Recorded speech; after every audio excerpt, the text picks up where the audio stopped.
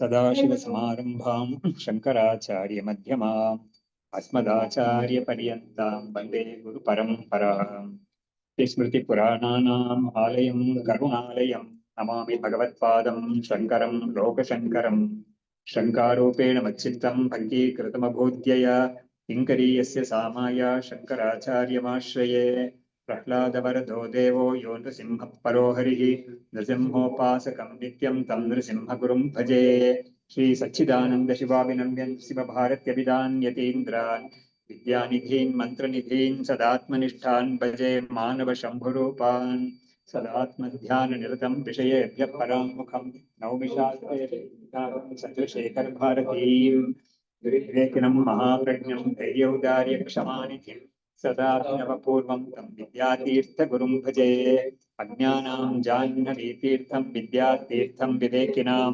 सर्वेषां सुखदं तीर्थं भारतीतीर्थमाश्रये विद्याविनयसम्पन्नं वीतरागं विवेकिनं वन्दे वेदान्ततत्त्वज्ञं विदुषेखर भारतीं नमामि यामिनीनाथ लेखालङ्कृतकुन्तलां भवानीं भवसन्तापनिर्वापणसुधानदीं नमः श्री शङ्करानन्द गुरुपादाम्बुजन्मने सविलास महामोहग्राहग्रासैककर्मणे तत्पादाम्बुर्हद्वन्द्वसेवा निर्मलचेतसां सुखबोधाय तत्त्वस्य विवेकोऽयं विधीयते।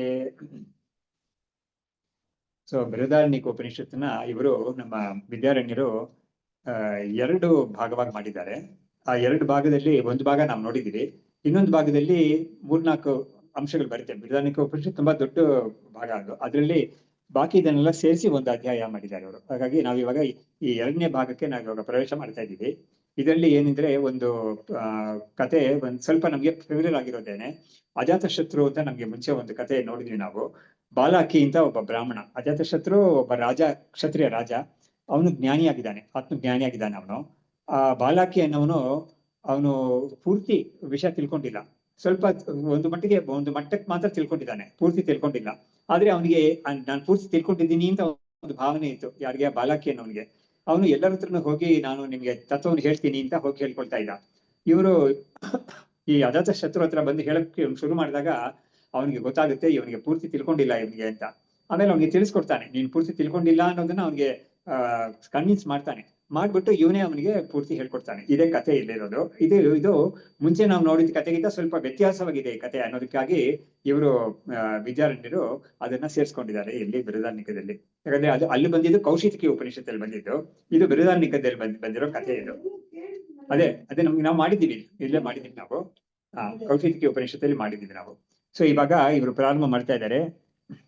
ವಿಜ್ಞಾನಮಯ ಕೋಶ, ವಿಜ್ಞಾನಮಯ ಅಂತ ಯಾರಿದ್ದಾನೋ ಜೀವ, ಅವನು ಚೇತನ ಸ್ವರೂಪ.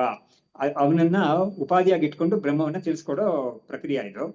ಇಲ್ಲಿ ಅಜಾತ ಶತ್ರು ಅಧ್ಯಾಯೇ ಚತುರ್ಥೇ ಬ್ರಾಹ್ಮಣೈ ತ್ರಿಭಿಃ ವಿದ್ಯಾಂ ಬಾಲಾಕಯೇ ಪ್ರಾಹ ತಾಂ ವಿಸ್ಪಷ್ಟಂ ಇತೋ ಬ್ರುವೆ ಅಂತ ಏನ್ ಹೇಳ್ತಾ ಇದ್ದಾರೆ. ಅಜಾತ ಶತ್ರು ಅವನು ಈ ತತ್ವವನ್ನ ಬಾಲಾಕಿ ಅನ್ನೋನಿಗೆ ತಿಳಿಸ್ಕೊಟ್ಟ. ಅದನ್ನ 3 ಬ್ರಾಹ್ಮಣಗಳಲ್ಲಿ ಈ ವಿಷಯ ಬರ್ತಾ ಇದೆ ಅಂತ ಹೇಳಿದ್ರು. ಬ್ರಾಹ್ಮಣ ಅಂತ ಹೇಳಿದ್ರೆ ಇದರಲ್ಲಿ ಬರೋ ಬ್ರಾಹ್ಮಣ ಯಾವುದು? ಬೃಹದಾರಣ್ಯಕದಲ್ಲಿ ಬ್ರಾಹ್ಮಣ ಅಂತ ಹೇಳ್ತಾರೆ. ಒಂದು ಅಧ್ಯಾಯದಲ್ಲಿ ಬ್ರಾಹ್ಮಣಗಳು ಅಂತ ಇರುತ್ತೆ, ಅದಕ್ಕೆ ಒಂದೊಂದು ಸೆಕ್ಷನ್ಗೆ ಬ್ರಾಹ್ಮಣ ಅಂತ. ಅಲ್ಲಿ ಬರೋ ವಿಷಯ ಇದು. ಚತುರ್ಥೆ ಬ್ರಾಹ್ಮಣೈ ತ್ರಿಭಿಃ ವಿದ್ಯಾಂ, 4ನೇ ಅಧ್ಯಾಯದಲ್ಲಿ 3 ಬ್ರಾಹ್ಮಣಗಳಲ್ಲಿ ಈ ವಿಷಯ ಬರ್ತಾ ಇದೆ ಅಂತ ಅವ್ರು ಹೇಳಿ ಅದನ್ನ ಪ್ರಾರಂಭ ಮಾಡ್ತಾ ಇದ್ದಾರೆ. ಅಜಾತಶತ್ರು ಬ್ರಹ್ಮಾತ್ಮ ವೇದನಾತ್ ಶೌರ್ಯತೋಪಿ ಚ ಅಂತಃ ಬಹಿಃ ಚ ನಿಶತ್ರು ಕಾಶ್ಯಾಂ ರಾಜ ಬಭೂವಸಃ. ಅವನು ಕಾಶಿಗೆ ರಾಜನಾಗಿದ್ದ ಅಜಾತಶತ್ರು ಅಂತ. ಅಜಾತಶತ್ರು ಅಂದ್ರೆ ಅರ್ಥ ಏನು ಅಂತ ಹೇಳಿದ್ರೆ ಅವನಿಗೆ ಯಾರು ಶತ್ರುಗಳಿಲ್ಲ ಅಂತ ಅರ್ಥ. ಅಂದ್ರೆ ಜಾತ ಅಂತ ಹೇಳಿದ್ರೆ ಹುಟ್ಟಿದ್ದಾನೆ ಅಂತ, ಅಜಾತ ಅಂತ ಹೇಳಿದ್ರೆ ಹುಟ್ಟಿಲ್ಲ ಅಂತ. ಶತ್ರು ಯಾರು ಇವನಿಗೆ ಹುಟ್ಟಿಲ್ಲ ಅಂದ್ರೆ ಇವನಿಗೆ ಎನಿಮಿಸ್ ಯಾರು ಇಲ್ವೇ ಇಲ್ಲ. ಅದನ್ನ ವಿದ್ಯಾರಣ್ಯರು ಹೇಳ್ತಾ ಇದ್ದಾರೆ. ಇವನು ಆತ್ಮಜ್ಞಾನಿಯಾಗಿದ್ದಾನೆ, ಅವನ ವಿಷಯಕ್ಕೆ ಏನಾಗಿದೆ, ರಾಜನಾಗೂ ಇದ್ದಾನೆ. ಹಾಗಾಗಿ ರಾಜನಾಗಿರೋದ್ರಿಂದ ಅವನಿಗೆ ಶತ್ರುಗಳು ಯಾರು ಇಲ್ಲ, ಯಾಕಂದ್ರೆ ಅವನು ಎಲ್ಲವನ್ನೂ ಗೆದ್ದಿದ್ದಾನೆ ಅಂತ ಒಂದರ್ಥ. ಒಳಗಡೆ ಶತ್ರುಗಳು ಕೂಡ ಅವ್ನಿಗೆ ಯಾರಿಗೂ ಇಲ್ಲ. ಆತ್ಮಜ್ಞಾನವನ್ನೇ ಹೊಂದಿದ್ದಾನೆ ಅಂತ ಹೇಳಿದ್ರೆ ಒಳಗಡೆ ಯಾವ ಒಂದು ಅರಿಷಡ್ ವರ್ಗ ಅಂತ ನಾವ್ ಯಾವನ್ ಹೇಳ್ತೀವೋ ಅವುಗಳೆಲ್ಲ ಕೂಡ ಅವನಿಗೆ ಇರ್ಲಿಲ್ಲ ಅನ್ನೋದು ಈ ಅಜಾತ ಶತ್ರು ಅಂತ ಹೆಸರು ಅವನಿಗೆ ಅನ್ವರ್ಥ ನಾಮವಾಗಿದೆ ಅನ್ನೋದನ್ನ ಇವರು ಹೀಗೆ ತಿಳಿಸ್ತಾ ಇದ್ದಾರೆ. ಅಜಾತ ಶತ್ರು ಬ್ರಹ್ಮಾತ್ಮ ವೇದನಾತ್ ಶೌರ್ಯತೋಪಿ, ಅವನಿಗೆ ಶತ್ರುಗಳು ಯಾರು ಇಲ್ಲ. ಬ್ರಹ್ಮಾತ್ಮ ವೇದನ ಇರೋದ್ರಿಂದ ಅವನಿಗೆ ಪ್ರಪಂಚವೆಲ್ಲ ಅವನಿಗೆ ತನ್ನಿಂದ ಪ್ರಪಂಚ ಬೇರೆ ಅಲ್ಲ ಅಂತ ಇರೋ ಅಂತ ತಿಳುವಳಿಕೆ ಅವ್ನಿಗೆ ಬಂದಿದೆ. ಅದರಿಂದ ನನಗೆ ಶತ್ರು ಅನ್ನೋದು ಯಾರು ಇಲ್ವೇ ಇಲ್ಲ ಅಂತ ಅವನಿಗೆ ಅಂತ ಒಂದು ಸ್ಪಿರಿಚುವಲ್ ಮಟ್ಟದಲ್ಲಿ ಅವನಿಗೆ ಆ ಕನ್ವಿಕ್ಷನ್ ಬಂದಿದೆ ಅವನಿಗೆ. ಹಾಗಾಗಿ ಅಜಾತ ಶತ್ರು ಬ್ರಹ್ಮಾತ್ಮ ವೇದನಾತೆ ಶೌರ್ಯತೋಪಿ ಶೂರನಾಗೂ ಇದ್ದಾನೆ ಅವನು. ಶೌರ್ಯತೋಪಿ ಚ ಅಂತಹ ಬಹಿಹಿ ಚ ನಿಶತ್ರು, ಒಳಗೆ ಹೊರಗಡೆ ಯಾವ ಕಡೆನೂ ಶತ್ರು ಇಲ್ವೇ ಇಲ್ಲ. ಅದನ್ನ ನಿಶತ್ರು, ಅಜಾತ ಶತ್ರು ನಿಶತ್ರು. ಕಾಶ್ಯಾಂ ರಾಜ ಬಭೂವಸಃ, ಅವನು ಕಾಶಿ ಪಟ್ಟಣದಲ್ಲಿ ರಾಜನಾಗಿದ್ದಾನ ಅವನು ಅಂತ. ಗರ್ಗಗೋತ್ರ ವಿಪ್ರೋಯಂ ಬಾಲಾಕಿಹಿ ನ ಏವ ತತ್ವವಿತ್ ಕಿಂತು ಪ್ರಾಣೋಪಾಸಕೋ ಅಯಂ ದರ್ಪೇಣ ಮಹತಾವೃತಃ.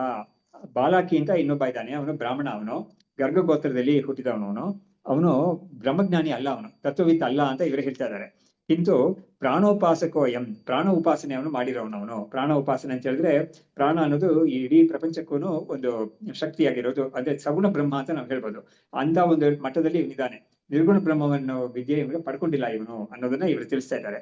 ಆದ್ರೆ ಇವನಿಗೆ ದರ್ಪ ಇತ್ತು ಅವನಿಗೆ, ಅಂದ್ರೆ ಗಾರ್ಗಿಗೆ ಬಾಲಕಿಗೆ ದರ್ಪ ಅಂದ್ರೆ ಅವನಿಗೆ ಒಂದು ಅಹಂಕಾರ ಇತ್ತು. ನನಗೆ ವಿಷಯ ತಿಳ್ಕೊಂಡಿದ್ದೀನಿ ಅಂತ ಒಂದು ಇತ್ತದು. ಎಷ್ಟೇ ಯಾವುದೇ ವಿದ್ಯೆ ಆಗಿದ್ರು ಕೂಡ, ಅದು ನಿರ್ಗುಣ ವಿದ್ಯೆ ಆಗ್ಲಿ, ಸಗುಣ ವಿದ್ಯೆ ಆಗ್ಲಿ, ಲೌಕಿಕ ವಿದ್ಯೆ ಆಗ್ಲಿ, ಯಾವುದೇ ಇದ್ರೂ ಕೂಡ ವಿದ್ಯಾ ದದಾತಿ ವಿನಯಂ ಅಂತ ಹೇಳಿದ್ದಾನೆ. ವಿದ್ಯೆ ಅನ್ನೋದು ವಿನಯವನ್ನು ಕೊಡ್ಬೇಕು ನಿನ್ಗೆ. ಆ ವಿನಯವನ್ನು ಕೊಟ್ಟಿಲ್ದೆ ಹೋದ್ರೆ ನಿನ್ಗೆ ಆ ವಿದ್ಯೆ ಕೈಲಿ ಇದ್ರು ಕೂಡ ಅದು ನಿನ್ಗೆ ಪ್ರಯೋಜನ ಇಲ್ಲ ಅಂತಾನೆ ಶಾಸ್ತ್ರ ಹೇಳೋದು ಅದನ್ನ. ಹಾಗಾಗಿ ಇವನಿಗೆ ಆತರ ವಿನಯ ಇರ್ಲಿಲ್ಲ, ಅಹಂಕಾರ ಇತ್ತು ಅಂತ ಹೇಳ್ತಾ ಇದ್ದಾರೆ. ಆಮೇಲೆ ಅಧ್ಯಾತ್ಮಂ ಅಧಿದೈವಂಚ ಬ್ರಹ್ಮ ಸ್ಯಾತ್ ಪ್ರಾಣದೇವತಾ ಸಮಷ್ಟಿ ವ್ಯಷ್ಟಿರೂಪೋ ಅಸೌ ಇತಿ ಗಾರ್ಗ್ಯಸ್ಯ ನಿಶ್ಚಯ. ಅವನು ಬಾಲಾಕಿ ಯಾವ ತರ ಅವನಿಗೆ ವಿದ್ಯೆ, ಎಂತ ವಿದ್ಯೆ ಇತ್ತು ಅವನಿಗೆ ಅನ್ನೋದನ್ನ ಇವರು ಇಲ್ಲಿ ತಿಳಿಸ್ತಾ ಇದ್ದಾರೆ. ಯಾವುದು ಅಂತ ಹೇಳಿದ್ರೆ, ಅಧ್ಯಾತ್ಮಂ ಅಧಿದೈವಂಚ ಬ್ರಹ್ಮ ಸ್ಯಾತ್ ಪ್ರಾಣದೇವತಾ. ಪ್ರಾಣದೇವತಾ ಅಂತ ಅವನು ಇದೆಯಲ್ಲ, ಆ ಪ್ರಾಣದೇವತೆ ಅನ್ನೋದು ಬ್ರಹ್ಮ ಅಂತ ಅವನು ತಿಳ್ಕೊಬಿಟ್ಟಿದ್ದಾನೆ. ಅದು ಪ್ರಾಣದೇವತೆ ಬ್ರಹ್ಮ ಅಲ್ಲ, ಅದು ಅಪರಬ್ರಹ್ಮ. ಅಪರಬ್ರಹ್ಮವನ್ನ ಇವನು ಬ್ರಹ್ಮ ಅಂತ ತಿಳ್ಕೊಬಿಟ್ಟಿದ್ದಾನೆ. ಹಾಗಾಗಿ ಪ್ರಾಣದೇವತೆಯ ಬ್ರಹ್ಮ ಅದು. ಅಧ್ಯಾತ್ಮ ಅಧಿದೈವ ಇದಕ್ಕೆ ಅರ್ಥ ಏನು ಅಂತ ಹೇಳಿದ್ರೆ, ಅಧ್ಯಾತ್ಮ ಅನ್ನೋದು ನಮ್ಮ ಶರೀರದಲ್ಲಿರೋದು, ಅಧಿದೈವ ಅನ್ನೋದು ಕಾಸ್ಮಾಸ್ ಅಲ್ಲಿ ಇರೋದು. ಸೊ ಕಾಸ್ಮಾಸ್ ಅಲ್ಲಿ ಇರೋದು ಅಧಿದೈವ ಅಂತ ಹೇಳೋದು. ಹಾಗಾಗಿ ಅಧ್ಯಾತ್ಮ ಅಧಿದೈವ ಎರಡು ಕೂಡ ಸಮಷ್ಟಿಯಾಗೂ ವ್ಯಷ್ಟಿಯಾಗೂ ಈ ಪ್ರಾಣದೇವತೆಯೇ ಬ್ರಹ್ಮ ಅಂತ ತಿಳ್ಕೊಂಡಿದ್ದಾನೆ. ಅಂದ್ರೆ ಅಧ್ಯಾತ್ಮದಲ್ಲಿರೋದು ವ್ಯಷ್ಟಿ, ಇದು ಸಮಷ್ಟಿಯಾಗಿರೋದು ಕಾಸ್ಮಾಸ್ ಅಲ್ಲಿ ಇರೋದು ಸಮಷ್ಟಿ ಅಂತ. ಸಮಷ್ಟಿ ಅಂದ್ರೆ ಎಲ್ಲರೂ ಸೇರಿ. ಈ ವ್ಯಷ್ಟಿ ಮತ್ತು ಸಮಷ್ಟಿ ಅನ್ನೋದನ್ನ ತಿಳಿಸ್ಕೊಡಕ್ಕಾಗಿ ನಮ್ಗೆ ಶಾಸ್ತ್ರದಲ್ಲಿ ಉದಾಹರಣೆ ಏನ್ ಕೊಡ್ತಾರೆ ಅಂದ್ರೆ, ಮರ ಮತ್ತು ವನ. ಮರ ಅನ್ನೋದು ವ್ಯಷ್ಟಿ, ಮರ ಅನ್ನೋದು ಸಮಷ್ಟಿ, ಹಾಗೆ ವನ ಅನ್ನೋದು ಸಮಷ್ಟಿ. ಹಾಗಾಗಿ ಅನೇಕ ಮರಗಳು ಸೇರ್ಕೊಂಡಿರೋದು ಅಂತ ಯಾವ್ದನ್ನ ಹೇಳ್ತೀವೋ ವನ ಅಂತ ಹೇಳ್ತೀವಿ. ಆದ್ರೆ ಒಂದೊಂದು ಮರವೂ ಕೂಡ ವ್ಯಷ್ಟಿಯಾಗಿರುತ್ತೆ, ಅನೇಕ ಮರಗಳು ಸೇರ್ಕೊಂಡಾಗ ಸಮಷ್ಟಿ ಅಂತ ವನ ಅಂತ ಅನಿಸ್ಕೊಡುತ್ತೆ ಅದು. ಹಾಗಾಗಿ ಈ ಸಮಷ್ಟಿ ಮತ್ತು ವ್ಯಷ್ಟಿ ರೂಪವಾಗಿ ಅಧ್ಯಾತ್ಮದಲ್ಲೂ ಅಧಿದೈವದಲ್ಲೂ ಇರೋದು ಈ ದೇವತೆಯೇ ಅದೇ ಬ್ರಹ್ಮ ಅಂತ ಒಂದು ತಿಳುವಳಿಕೆ ಅವನ್ಗಿತ್ತು ಅನ್ನೋದನ್ನ, ಅವನ ತಿಳುವಳಿಕೆ ಎಂತದಾಗಿತ್ತು ಅಂತ ತಿಳಿಸಿದ್ರು. ಮುಂದಕ್ಕೆ ರವ್ಯಾದ್ಯಾಹ ವ್ಯಷ್ಟಯ ಪ್ರೋಕ್ತಾಹ ಸಮಷ್ಟಿಸ್ತು ವಿರಾಟ್ ಭವೇತ್ ನ ಮುಖ್ಯ ಬ್ರಹ್ಮತಾ ಏತೇಷಾಂ ಇತಿ ರಾಜ್ಞೋ ವಿನಿರ್ಣಯ. ಆದ್ರೆ ಇವನಿಗೆ ಅಜಾತಶತ್ರುಗೆ ಎಂತ ಜ್ಞಾನ ಇತ್ತು ಅನ್ನೋದನ್ನ ತಿಳಿಸ್ತಾ ಇದ್ದಾರೆ. ಅವನಿಗೆ ಎಂತ ಜ್ಞಾನ ಇತ್ತು, ಬಾಲಕಿಗೆ ಎಂತ ಜ್ಞಾನ ಇತ್ತು ಅಂತ ಅದನ್ನು ತಿಳಿಸಿದ್ರು. ಇವನ ಜ್ಞಾನ ಎಂಥದ್ದು ಅನ್ನೋದನ್ನ ತಿಳಿಸ್ತಾ ಇದ್ದಾರೆ. ರವ್ಯಾದ್ಯಾಹ, ರವಿ ಅಂತ ಹೇಳಿದ್ರೆ ಸೂರ್ಯ ಚಂದ್ರರು ಅಂತ ನಾವು ಯಾವ್ದನ್ನ ಹೇಳ್ತೀವೋ ಅವರೆಲ್ಲರೂ ಕೂಡ ವ್ಯಷ್ಟಯ ಪ್ರೋಕ್ತಾಹ, ಅವರೆಲ್ಲರೂ ಕೂಡ ಬಿಡಿಯಾಗಿರೋ ಬೇರೆ ಬೇರೆ ಜೀವರು ಅವರೆಲ್ಲ ಕೂಡ ವ್ಯಷ್ಟಯ ಪ್ರೋಕ್ತಾಹ ಸಮಷ್ಟಿಸ್ತು ವಿರಾಟ್ ಭವೇತ್. ಅದಕ್ಕೆಲ್ಲರಿಗೂ ಸಮಷ್ಟಿ ಅನ್ನೋದು ವಿರಾಟ್ ಅಂತ ಒಂದು ತತ್ವ ಇದೆಯಲ್ಲ, ಅದೇ ಸಮಷ್ಟಿಯಾಗಿರೋದು ಅಂತ. ವಿರಾಟ್ ಅನ್ನೋದನ್ನೇ ನಾವು ವಿಶ್ವರೂಪ ಅಂತ ನಾವು ಹೇಳ್ತೀವಿ. ಸಾಮಾನ್ಯವಾಗಿ ಗೀತೆಯಲ್ಲಿ 11ನೇ ಅಧ್ಯಾಯದಲ್ಲಿ ಬಂದಿರೋ ವಿಶ್ವರೂಪ ದರ್ಶನ ಅನ್ನೋದು ವಿರಾಟ್ ದರ್ಶನ ಅಂದ್ರೆ ಅದೆಲ್ಲ ಕೂಡ ಅದ್ರಲ್ಲಿ ಇರೋದು ಯಾವ್ದು ವಿರಾಟ್ ಅಲ್ಲಿ ಸೇರ್ಕೊಂಡಿರೋದು. ವಿರಾಟ್ ಅಲ್ಲಿ ಸೇರ್ಕೊಂಡಿರುತ್ತೆ ಅದು. ನಮ್ಗೆ ಇಲ್ಲೂ ಕೂಡ ಬರುತ್ತೆ, ಗೀತೆಯಲ್ಲಿ ಕೂಡ ಬರುತ್ತೆ. ಇವರೆಲ್ಲ ಶಶಿ ಸೂರ್ಯ ಎಲ್ಲರೂ ಕೂಡ ಅಲ್ಲೇ ಇದ್ದಾರೆ ಅಂತ ಬರುತ್ತೆ. ಸೊ ಬಿಡಿಯಾಗಿರೋ ಎಲ್ಲ ದೇವತೆಗಳೆಲ್ಲ ವ್ಯಷ್ಟಿಯಾಗಿರೋರು, ಸಮಷ್ಟಿಯಾಗಿರೋದು ವಿರಾಟ್ ಅನ್ನೋದನ್ನ, ಅದೇ ವೇದಾಂತದ ಬ್ರಹ್ಮತತ್ವ ಅದು. ಹಾಗಾಗಿ ಆದ್ರೆ ಆ ವಿರಾಟ್ ಹೌದು, ರವಿ ಸೂರ್ಯ ಎಲ್ಲ ವ್ಯಷ್ಟಿನೇ ಅವರು. ಯಾಕಂದ್ರೆ ಅವ್ರು ಬೇರೆ ಬೇರೆ ದೇವತೆಗಳು ತಾನೆ. ಸೂರ್ಯ ಚಂದ್ರ ಎಲ್ಲರೂ ಬೇರೆ ಬೇರೆ ಬಿಡಿಯಾಗಿರೋ ಬೇರೆ ಬೇರೆ ದೇವತೆಗಳು. ಹಾಗಾಗಿ ಆದ್ರೆ ಅವರೆಲ್ಲ ಯಾವುದ್ರಲ್ಲಿ ಸೇರ್ಕೊಂಡಿದ್ದಾರೆ ಅಂತ ಹೇಳಿದ್ರೆ ವಿರಾಟ್ ಆಗಿರೋ ಬ್ರಹ್ಮದಲ್ಲಿ ಅವರು ಸೇರ್ಕೊಂಡಿದ್ದಾರೆ. ಆದ್ರೆ ಇವನು ಅಜಾತಶತ್ರುದ ಜ್ಞಾನ ವಿರಾಟಿಗೆ ಅಂತ ನಿಲ್ಲೋದು ಅಂತ ಹೇಳ್ತಾ ಇಲ್ಲ. ಅವನಿಗೆ ಅದ್ರ ದಾಟಿ ಇರೋದು ಚೈತನ್ಯ ನಿರ್ಗುಣ ಬ್ರಹ್ಮತತ್ವ ಅವನಿಗೆ ಗೊತ್ತಿರೋದು, ಅದಿದ್ದೇ ಇದೆ ಇದು. ಬಟ್ ಇಲ್ಲಿ ಇವರು ತಿಳಿಸ್ಬೇಕಾದ ಏನ್ ತಿಳಿಸ್ತಾ ಇದ್ದಾರೆ ಅಂದ್ರೆ, ಈ ಇವನಿಗೆ ಬಾಲಾಕಿಗಿರೋ ಜ್ಞಾನಕ್ಕೂ ಇವನ್ ಜ್ಞಾನಕ್ಕೂ ಏನು ವೈಲಕ್ಷಣ್ಯ ಇದೆ ಅನ್ನೋದನ್ನ ಇವ್ರು ತೋರಿಸ್ತಾ ಇದ್ದಾರೆ. ಆ ವೈಲಕ್ಷಣ್ಯನ್ನು ತೋರಿಸಿದ್ರು. ತಸ್ಮಾತ್ ಉಪಾಸಕೋ ಗಾರ್ಗ್ಯ ನ ಮುಖ್ಯಂ ಬ್ರಹ್ಮ ವೇತ್ತಿ ಅತಃ ಅನ್ವಯ ವ್ಯತಿರೇಕಾಭ್ಯಾಂ ಬೋಧಯಾಮಾಸ ತಂ ನೃಪಃ. ಹಾಗಾಗಿ ಈ ಬಾಲಾಕಿ ಅನ್ನೋನು ಈ ಉಪಾಸಕನಾಗಿದ್ದಾನೆ, ಅವನು ಪ್ರಾಣ ಉಪಾಸಕನಾಗಿದ್ದಾನೆ. ಅವನು ಮುಖ್ಯ ಬ್ರಹ್ಮವನ್ನ ತಿಳ್ಕೊಂಡಿಲ್ಲ ಅವನು. ಆ ಕಾರಣದಿಂದ ಇವನು ಅಜಾತಶತ್ರು ಏನ್ ಮಾಡ್ತಾನೆ, ರಾಜನಾಗಿರೋ ಅಜಾತಶತ್ರು ಅವನಿಗೆ ತಿಳಿಸೋಣ, ಅವನಿಗೆ ಸರಿಯಾದ ಒಂದು ಜ್ಞಾನವನ್ನ ನಾವು ತಿಳಿಸೋಣ ಅಂತ ಹೇಳ್ಬಿಟ್ಟು ಅದಕ್ಕೆ ಒಂದು ಮೆಥಡ್ ಇಟ್ಕೊಂಡಿದ್ದಾನೆ, ಅನ್ವಯ ವ್ಯತಿರೇಕ ಅಂತ ಒಂದು ಮೆಥಡ್ ಇಟ್ಕೊಂಡಿದ್ದಾನೆ. ಆ ಮೆಥಡ್ ನ ಯೂಸ್ ಮಾಡಿ ಅವನಿಗೆ ತಿಳಿಸಕ್ಕೆ ಅವನು ಮುಂದಾಗ್ತಾನೆ. ಅದನ್ನ ಇವರು ಮುಂದಕ್ಕೆ ಹೇಳ್ತಾರೆ ಹೇಗೆ ಅವನು ಮಾಡ್ತಾನೆ ಅಂತ. ಸ್ಯಾದ್ ವಿಜ್ಞಾನಮಯೋ ಭೋಕ್ತಾ ನ ಪ್ರಾಣಃ ಇತಿ ಜಾಗರೆ ವಿವೇಕೋ ದುಷ್ಟಕಃ ಯಸ್ಮಾತ್ ಅತ್ರ ದ್ವೌ ಅಪಿ ಸುಸ್ಥಿತೌ ಅಂತ. ಯಾಕಂದ್ರೆ ಇವನೇನ್ ಮಾಡ್ತಾನೆ, ಈ ಜಾಗೃತ ಅವಸ್ಥೆಯಲ್ಲಿ ಈ ವಿಜ್ಞಾನ ಆತ್ಮ ಅಂತ ಯಾವ ಜೀವ ಇದ್ದಾನೋ ಅವನನ್ನ ನಾವು ವಿಂಗಡಿಸಿ ತೋರ್ಸಕ್ ಕಷ್ಟ. ಅದರಿಂದ ನಿದ್ದೆ ಅವಸ್ಥೆ ಅಂತ ಒಂದಿದೆಯಲ್ಲ, ಸುಷುಪ್ತಿ ಅವಸ್ಥೆ, ಅಲ್ಲಿ ಆ ಸುಷುಪ್ತಿ ಅವಸ್ಥೆಯನ್ನ ಇಟ್ಕೊಂಡು ಇವನು ಅದಕ್ಕೆ ತಿಳಿಸಕ್ಕೆ ಹೋಗ್ತಾನೆ ಅನ್ನೋದನ್ನ ಹೇಳ್ತಾ ಇದ್ದಾರೆ. ಸ್ಯಾದ್ ವಿಜ್ಞಾನಮಯ ಭೋಕ್ತಾ ನ ಪ್ರಾಣಃ, ಅಂದ್ರೆ ಭೋಕ್ತಾ ಅಂತ ಜೀವ ಅನ್ನೋನಿಗೆ ಭೋಕ್ತಾ ಅಂತ ಹೆಸರು ಕೊಟ್ಟಿದ್ದಾರೆ. ಅಂದ್ರೆ ಈ ಕಠೋಪನಿಷತ್ತಲ್ಲಿ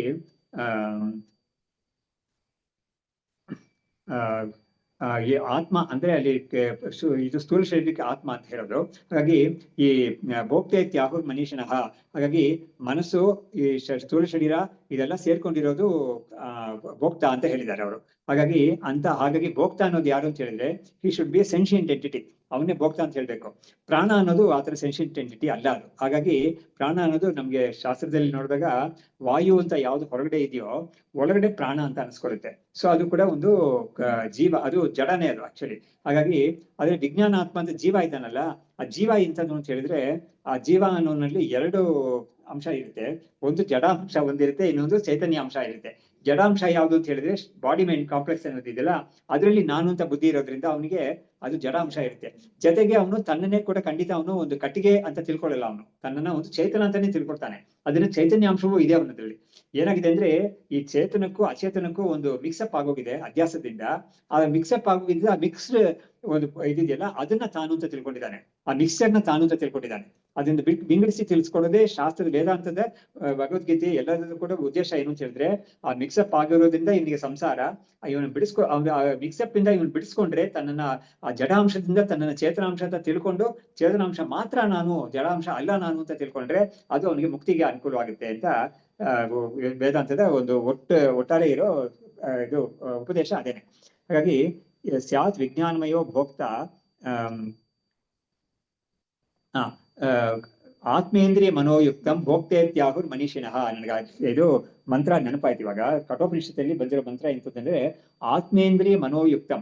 ಆತ್ಮ ಅಂದ್ರೆ ಇಲ್ಲಿ ಶರೀರ, ಆಮೇಲೆ ಮನಸ್ಸು ಇದೆ ಸೇರ್ಕೊಂಡಿದೆ, ಇಂದ್ರಿಯ, ಇದು ಈ ಮೂರು ಸೇರ್ಕೊಂಡಿರೋದು ಅವನ್ನೇ ಭೋಕ್ತ ಅಂತ ಹೇಳೋದು ಅಂತ ಆಯ್ತದು. ಹಾಗಾಗಿ ಸ್ಥೂಲ ಶರೀರ ಇರಬೇಕು, ಆಮೇಲೆ ಸೂಕ್ಷ್ಮ ಶರೀರದಲ್ಲಿರೋ ಮನಸ್ಸು ಇಂದ್ರಿಯ ಅದೆಲ್ಲ ಕೂಡ ಇರಬೇಕು. ಅದೆಲ್ಲ ಸೇರ್ಕೊಂಡಿರೋ ಒಂದು ವ್ಯಕ್ತಿಗೆ ಭೋಕ್ತ ಅಂತ ಹೇಳೋದು ಅಂತ. ಸೊ ಇಲ್ಲಿ ಅದ ಭೋಕ್ತ ಅನ್ನೋದಕ್ಕೆ ಇನ್ನೊಂದು ಅರ್ಥ ಜೀವ ಅಂತ. ಪಂಚದಶಿನಲ್ಲಿ ಅವರು ಸಾಮಾನ್ಯವಾಗಿ ತುಂಬಾ ಬಳಸೋ ಶಬ್ದ ಚಿದಾಭಾಸ ಅಂತ ಒಂದು ಶಬ್ದವನ್ನು ಬಳಸ್ತಾರೆ. ಯಾಕಂದ್ರೆ ಚಿದಾಭಾಸ ಅನ್ನೋದು ಜೀವ ಅನ್ನೋದಕ್ಕೆ ಇನ್ನೊಂದು ಹೆಸರು. ಹೀಗೆಲ್ಲ ಬೇರೆ ಬೇರೆ ಕ್ಷೇತ್ರಜ್ಞ ಅಂತ ಒಂದು ಶಬ್ದ ಇದೆ ಜೀವ ಅನ್ನೋದಕ್ಕೆ. ಈ ತರ ಬೇರೆ ಬೇರೆ ಹೆಸರುಗಳಿದೆ ಜೀವ ಅನ್ನೋದಕ್ಕೆ. ಸ್ಯಾತ್ ವಿಜ್ಞಾನಮಯೋ ಭೋಕ್ತ ನ ಪ್ರಾಣಃ. ಹಾಗಾಗಿ ವಿಜ್ಞಾನಮಯನೇ ಭೋಕ್ತ ಅಂತ ಇರ್ಬೇಕು, ಪ್ರಾಣ ಭೋಕ್ತ ಅಲ್ಲ ಅನ್ನೋದನ್ನ ತೋರ್ಸ್ಕೊಳ್ಬೇಕು ಇವನು. ಇವನ್ ಏನ್ ಮಾಡಿದಾನೆ, ಇವನು ಬಾಲಾಕಿ ಅನ್ನೋನು ಈ ಪ್ರಾಣ ಅನ್ನೋದೇ ಬ್ರಹ್ಮ ಅಂತ ತಿಳ್ಕೊಂಡ್ಬಿಟ್ಟಿದ್ದಾನೆ. ಆದ್ರೆ ಅದು ತಪ್ಪು.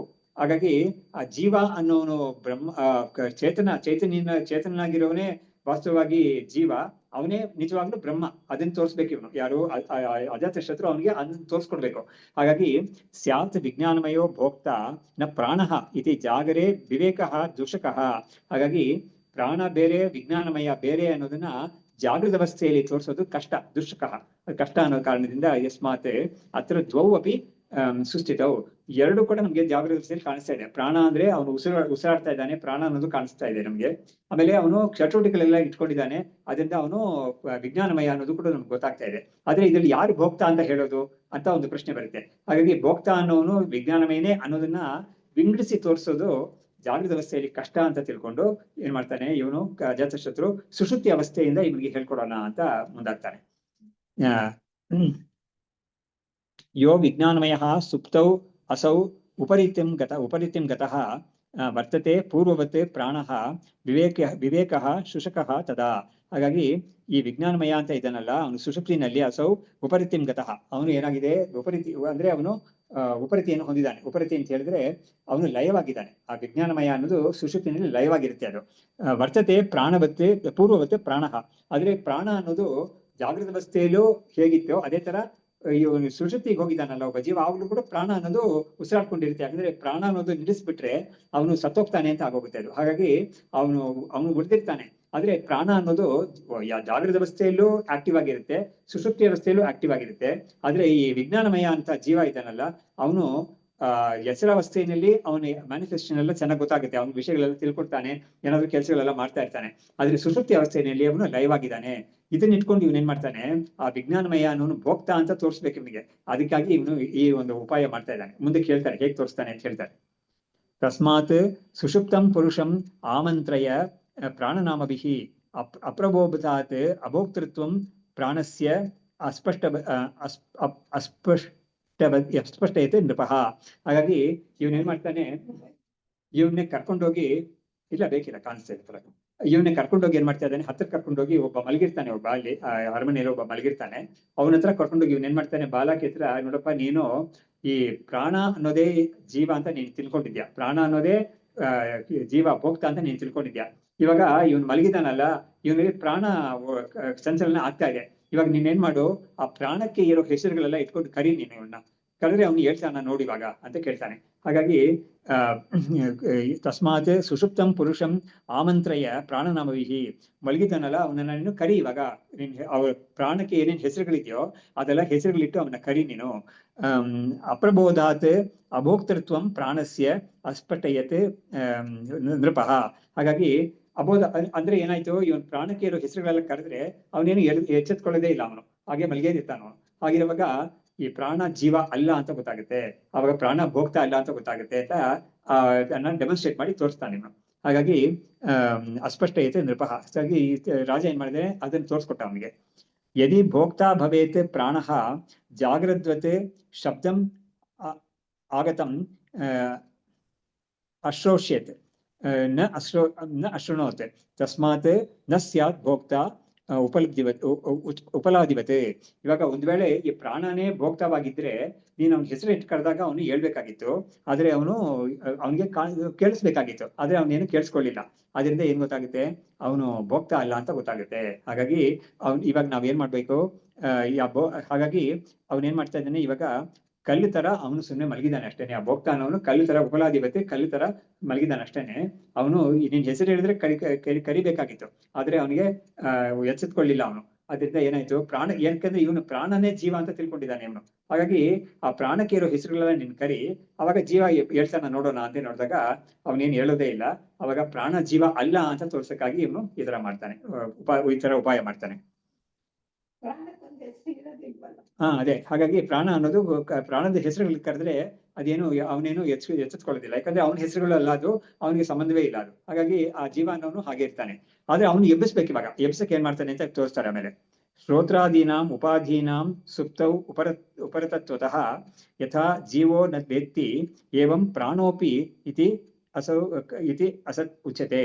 ಹಾಗಾಗಿ ಈ ಶ್ರೋತ್ರಾದೀನಾಂ ಉಪಾಧೀನಾಂ ಸುಪ್ತೌ ಉಪರತತ್ವತಃ, ಈ ಕಿವಿ ಇತ್ಯಾದಿ ಎಲ್ಲಾ ಇಂದ್ರಿಯಗಳು ಕೂಡ ಸುಷುಪ್ತಿನಲ್ಲಿ ಲೈವನ್ನು ಹೊಂದಿರುತ್ತೆ. ಅದು ಯಥಾ ಜೀವೋ ನ ವೇತಿ, ಹಾಗಾಗಿ ಹೇಗೆ ಜೀವ ತಿಳ್ಕೊಳ್ಳೋದಿಲ್ವೋ, ಏನು ಸುಷುಪ್ತಿನಲ್ಲಿ ತಿಳ್ಕೊಳಕ್ ಆಗೋದಿಲ್ವೋ, ಅದೇ ತರ ಪ್ರಾಣನಿಗೂ ಕೂಡ ಏನು ತಿಳ್ಕೊಳಕ್ ಆಗ್ತಾ ಇಲ್ಲ, ಅವನು ಕೂಡ ಅಸತ್ ಉಚ್ಯತೆ. ಹಾಗಾಗಿ ಅದರಿಂದ ಪ್ರಾಣ ಅನ್ನೋದು ಕೂಡ ನಾವು ಜೀವ ಅಂತ ಹೇಳಕ್ ಬರೋದೇ ಇಲ್ಲ. ನೋಡಿ, ಜೀವ ಅನ್ನೋ ಇರೋನಿಗೆ ಇಂದ್ರಿಯಗಳಲ್ಲೆಲ್ಲ ಅಭಿಮಾನ ಇದೆ. ಹಾಗಾಗಿ ಇಂದ್ರಿಯಗಳಲ್ಲಿ ಅಭಿಮಾನ ಹೋಗಿರೋ ಸಮಯ ಅದು ಯಾವುದು, ಸುಷುಪ್ತಿನಲ್ಲಿರೋದು ಜೀವನಿಗೆ ಇಂದ್ರಿಯಗಳೆಲ್ಲ ಅಭಿಮಾನದ ಹೋಗಿರುತ್ತೆ. ಅದರಿಂದ ಅವನಿಗೆ ಏನು ಗೊತ್ತಾಗ್ತಾ ಇಲ್ಲ, ಕರೆದ್ರೆ ಕೂಡ ಏನು ಗೊತ್ತಾಗ್ತಾ ಇಲ್ಲ. ಹಾಗಾಗಿ ಅವನು ಹಾಗೆ ಮಲಗಿದ್ದಾನೆ. ಅದಕ್ಕೆ ಏನ್ ಮಾಡ್ತಾನೆ, ಇವನ ಎಬ್ಸಕ್ಕೆ ಅವನು ಉಪಾಯ ಮಾಡ್ತಾನೆ. ಹೇಗೆ ಎಬ್ಸ್ತಾನೆ ಅಂತ ತೋರಿಸ್ತಾರೆ ಆಮೇಲೆ.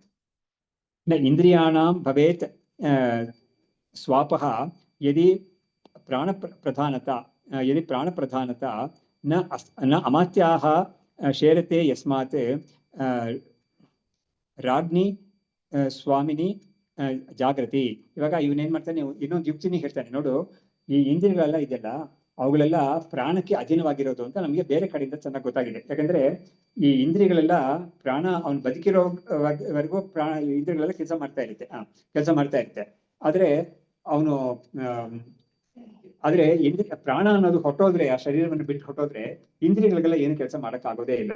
ಹಾಗಾಗಿ ಇದೆಲ್ಲ ಬೇರೆ ಬೇರೆ ಕಥೆಗಳೆಲ್ಲ ಬಂದಿದೆ, ಉಪನಿಷತ್ತಲ್ಲೇ ಬೇರೆ ಕಥೆಗಳಲ್ಲಿ ಬಂದಿದೆ. ಪ್ರಾಣ ಸಂವಾದ ಅಂತಾನೆ ಬಂದಿದೆ, ಇಂದ್ರಿಯಗಳು ಪ್ರಾಣಕ್ಕೂ ಒಂದು ಸಂವಾದ ಬರುತ್ತೆ, ಅದರಿಂದಾನೇ ತೀರ್ಮಾನವಾಗಿದೆ ಅದು. ಹಾಗಾಗಿ ಇಂದ್ರಿಯಾಣಂ ಭವೇತ್ ಸ್ವಾಪಹ. ಹಾಗಾಗಿ ನೋಡಿ ಇವ್ರು ಏನ್ ಹೇಳ್ತಾ ಇದ್ದಾನೆ ಅಂದ್ರೆ, ಪ್ರಾಣಕ್ಕೆ ಅಧೀನವಾಗಿರೋದು ಇಂದ್ರಿಯಗಳೆಲ್ಲ. ಆದ್ರೆ ಇವಾಗ ಏನಾಗಿದೆ, ಪ್ರಾಣ ಕೆಲಸ ಮಾಡ್ತಾ ಇದೆ, ಇಂದ್ರಿಯಗಳೆಲ್ಲ ಮಲಗಿದೆ. ಇವಾಗ ರಾಜ ಕೆಲಸ ಮಾಡ್ತಾ ಇರುವಾಗ ಇವ್ರುಗಳೆಲ್ಲ ಕೆಲಸದವರೆಲ್ಲ ಅವ್ರು ರೆಸ್ಟ್ ತಗೊಳ್ತಾ ಇರ್ತಾರ, ಅವ್ರು ಬಿಡಲ್ಲ ಅದನ್ನ. ಹಾಗಾಗಿ ರಾಜ ಅವನ್ನ ರೆಸ್ಟ್ ಅಲ್ಲಿ ಕೂರಿಸಿ ಇವ್ರು ಕೆಲಸ ಮಾಡ್ತಾ ಇರ್ತಾರೆ. ಆದ್ರೆ ಇಲ್ಲಿ ಏನಾಗ್ತಾ ಇದೆ, ವಿಪರೀತವಾಗಿ ಆಗಿದೆ. ಇವಾಗ ರಾಜ ಅನ್ನೋನು ಪ್ರಾಣ, ಅವನು ಎಚ್ಚರವಾಗಿದ್ದಾನೆ, ಆದ್ರೆ ಇಂದ್ರಿಯಗಳೆಲ್ಲ ಅವನಿಗೆ ಸೇವಕರಾಗಿರೋರು ಅವರೆಲ್ಲ ಇವಾಗ ಲಯದಲ್ಲಿದ್ದಾರೆ. ಅದನ್ನ ತಿಳಿಸ್ತಾ ಇದ್ದಾರೆ. ಇಂದ್ರಿಯಾಣಾಂ ಭವೇತ್ ಸ್ವಾಪಹ ಯದಿ ಪ್ರಾಣ ಪ್ರಧಾನತ. ಹಾಗೆ ಈ ಪ್ರಾಣನೇ ಪ್ರಧಾನ ಅಂತ ನೀನ್ ಅನ್ಕೊಂಡಿರೋ ತರ ಅದು ನಿಜವಾಗಿದ್ರೆ ಅವಾಗ ಇಂದ್ರಿಯಗಳೆಲ್ಲ ಇವಾಗ ಮಲಗ್ತಾ ಇರ್ಲಿಲ್ಲ, ಮಲಗಿದ ಇಂದ್ರಿಯಗಳೆಲ್ಲ ಲಯ ಆಗ್ತಾ ಇರ್ಲಿಲ್ಲ. ಅದಕ್ಕೆ ಉದಾಹರಣೆ ಏನ್ ಕೊಡ್ತಾ ಇದ್ದಾನೆ, ಅಮಾತ್ಯಾಹ ಶೇರತೆ ಯಸ್ಮಾತ್. ಅಮಾತ್ಯ ಅಂತ ಹೇಳಿದ್ರೆ ಮಿನಿಸ್ಟರ್ಸ್. ಅವಾಗ ರಾಜ ಎಚ್ಚರವಾಗಿರುವಾಗ ನಿದ್ದೆ ಮಾಡ್ತಾ ಇರ್ತಾರ, ಮಿನಿಸ್ಟರ್ಸ್ ಎಲ್ಲ ಮಾಡೋದಿಲ್ಲ ಅವರು ಅಂತ ಉದಾಹರಣೆ ಕೊಡ್ತಾ ಇದ್ದಾನೆ. ಹಾಗಾಗಿ ದೇವತಾ ಪ್ರತಿಷೇಧಾರ್ಥಂ ಬೋಧ್ಯತೆ ನಾಮಭಿಃ ತದಬೋಧಾತ್ ಅಭೋಕ್ತೃತ್ವಂ ದೇವತಾಯಾಹ ಸುನಿಶ್ಚಿತಂ. ಇವಾಗ ಅವನು ಪ್ರಾಣ ದೇವತೆಯೇ ಜೀವ ಅಂತ ತಿಳ್ಕೊಂಡಿದ್ದ. ಅವನು ಯಾರು, ಬಾಲಾಕಿ, ಅವನು ಆ ಜೀವನೇ ಬ್ರಹ್ಮ ಅಂತ ತಿಳ್ಕೊಂಡಿದ್ದ. ಆದ್ರೆ ಒಂದ್ ವೇಳೆ ಅದು ಪ್ರಾಣದೇವತೆ ಅನ್ನೋದು ನಿಜವಾಗ್ಲೂ ಅದೇ ಜೀವವಾಗಿದ್ದಿದ್ರೆ ಆ ಪ್ರಾಣದೇವತೆಗೆ ಇರೋ ಹೆಸರುಗಳೆಲ್ಲ ನೀನು ಎದ್ದು ಕರಿ. ನೀನು ಕರೆದಾಗ ಅದೇನಾದ್ರು ಹೇಳ್ತಾ ನೋಡೋಣ ಅಂತ ಕೇಳಿದ್ರೆ ಅದು ಏನಾಗ್ತಾನೆ ಇಲ್ಲ ಅದು. ಸೊ ದೇವತಾ ಪ್ರತಿಷೇಧಾರ್ಥಂ ಬೋಧ್ಯತೆ ಚಂದ್ರನಾಮಭಿಹಿ. ಚಂದ್ರ ಅಂತ ಕೆಲವು ಹೆಸರು, ಚಂದ್ರ ಇತ್ಯಾದಿ ಹೆಸರುಗಳೆಲ್ಲ ಪ್ರಾಣಕ್ಕೆ ಇದೆ. ಹಾಗಾಗಿ ಶಾಸ್ತ್ರದಲ್ಲಿ ಇದೆ ಅದು. ಅಂತ ಹೆಸರುಗಳೆಲ್ಲ ಇಟ್ಟು ಕರೆದಾಗ ಆ ಪ್ರಾಣ ಏನು, ಆ ಜೀವ ಏನು ಒಳಗಡೆಯಿಂದ ಯಾರು ಎಚ್ಚೆತ್ಕೊಳ್ಳೋದೇ ಇಲ್ಲ. ಹಾಗಾಗಿ ಆ ದೇವತೆ ಅನ್ನೋದು ಕೂಡ ಜೀವ ಅಲ್ಲ ಅಂತ ತೀರ್ಮಾನ ಆಯ್ತು. ಇವಾಗ ದೇವತೆಯನ್ನು ಯಾಕೆ ತಂದ್ರು ಅಂತ ಹೇಳಿದ್ರೆ, ದೇವತೆ ಯಾವ್ದು ಅಂತ ಹೇಳಿದ್ರೆ ನಮ್ಮ ಎಲ್ಲಾ ಇಂದ್ರಿಯಗಳಿಗೂ ಕೂಡ, ಆಮೇಲೆ ಎಲ್ಲಾ ಒಳಗಡೆ ಇರೋ ಯಾವುದೇ ಒಂದು ಸೂಕ್ಷ್ಮ ಶರೀರದಲ್ಲಿ ಯಾವುದೇ ಒಂದು ಅವಯವ ಕೂಡ ಒಂದು ಅಧಿದೇವತೆ ಅಂತ ಒಂದಿದೆ, ಅಧಿಷ್ಠಾತ್ರ ದೇವತೆ ಅಂತ ಒಂದಿದೆ. ಇರೋದ್ರಿಂದಲೇ ಆ ಇಂದ್ರಿಯಗಳು ಕೆಲಸ ಮಾಡ್ತಾ ಇದೆ. ಹಾಗಾಗಿ ಇವಾಗ ಕಣ್ಣು ಅನ್ನೋದಕ್ಕೆ ಸೂರ್ಯ ಅಧಿಷ್ಠ ದೇವತೆ, ನಾಲ್ಗೆ ಅಂತ ಇದು ವಾಕ್ ಅಂತ ಇದೆಯಲ್ಲ ಅದಕ್ಕೆ ಅಗ್ನಿ. ಹೀಗಾಗಿ ಒಂದೊಂದಕ್ಕೂ ಒಂದೊಂದು ದೇವತೆ ಇದೆ, ಅದಿತಿ ದೇವತೆ ಇದೆ. ಹಾಗಾಗಿ ಇಲ್ಲಿ ಪ್ರಾಣ ದೇವತೆ ಏನಾದ್ರೂ ನೀನು ಅನ್ಕೊಂಡಿದ್ರೆ ಆ ದೇವತೆ ಹೆಸರು ಕರೆದ್ರು ಕೂಡ ಅದು ಕೂಡ ಜೀವ ಅಲ್ಲ. ಹಾಗಾಗಿ ಆ ಹೆಸರಿಂದ ಕರೆದ್ರು ಕೂಡ ಅವನನ್ನ ಎಚ್ಚೆತ್ಕೊಳ್ಳೋದಿಲ್ಲ. ಹಾಗಾಗಿ ಆ ದೇವತೆ ಕೂಡ ಜೀವ ಅಲ್ಲ ಅಂತ ತೀರ್ಮಾನ ಆಯ್ತು. ಇವಾಗ ಮುಂದಕ್ಕೆ ಪ್ರಾಣಸ್ಯ ಅಭೋಕ್ತೃತಾಂ ಗಾರ್ಗ್ಯಃ ವ್ಯಬುಧ್ಯತ ತಥೋ ನೃಪಃ ವಿಜ್ಞಾನಮಯ ಬೋಧಾಯ ಚಕ್ರೆ ಯತ್ನಂ ಉಪಾಯತಃ. ಇವಾಗ ಇಷ್ಟು ದೂರ ಅವನಿಗೆ ಡೆಮಾನ್ಸ್ಟ್ರೇಟ್ ಮಾಡಿ ತೋರಿಸಿದ್ರಿಂದ ಇವಾಗ ಬಾಲಕಿ ನನ್ಗೆ ಕನ್ವಿನ್ಸ್ ಆಯ್ತು. ಇವಾಗ ಪ್ರಾಣ ಜೀವ ಅಲ್ಲ ಅನ್ನೋದು ಕನ್ವಿನ್ಸ್ ಆಯ್ತು ಅವನಿಗೆ. ಇವಾಗ ರಾಜ ಏನ್ ಮಾಡ್ಬೇಕಾಗಿದೆ, ಇವಾಗ ರಾಜ ಆ ಜೀವ ಅನ್ನೋದು ಯಾರು ನಿಜವಾಗ್ಲು ಅಂತ ತೋರಿಸ್ಕೊಡ್ಬೇಕಾಗಿದೆ. ಅಂದ್ರೆ ಅದರ್ ಒನ್ ಇಸ್ ಆಕ್ಚುಲಿ ವಿಜ್ಞಾನಮಯ ಅಂತ ಯಾವ್ದನ್ನ ಹೇಳ್ತೀವೋ ಅದೇ ಜೀವ ಅಂತ. ಸೊ ಹಾಗಾಗಿ ವಿಜ್ಞಾನಮಯ ಅನ್ನೋದನ್ನ ಜೀವ ಅಂತ ತೋರ್ಸಕ್ಕಾಗಿ ಇವಾಗ ಮುಂದಕ್ಕೆ ಉಪಾಯ ಮಾಡ್ತಾ ಇದ್ದಾನೆ ಇವನು. ಆಪಿಷ್ಯ ಬಹುಶಃ ಸುಪ್ತಂ ರಾಜ ವ್ಯಬೋಧಯತೆ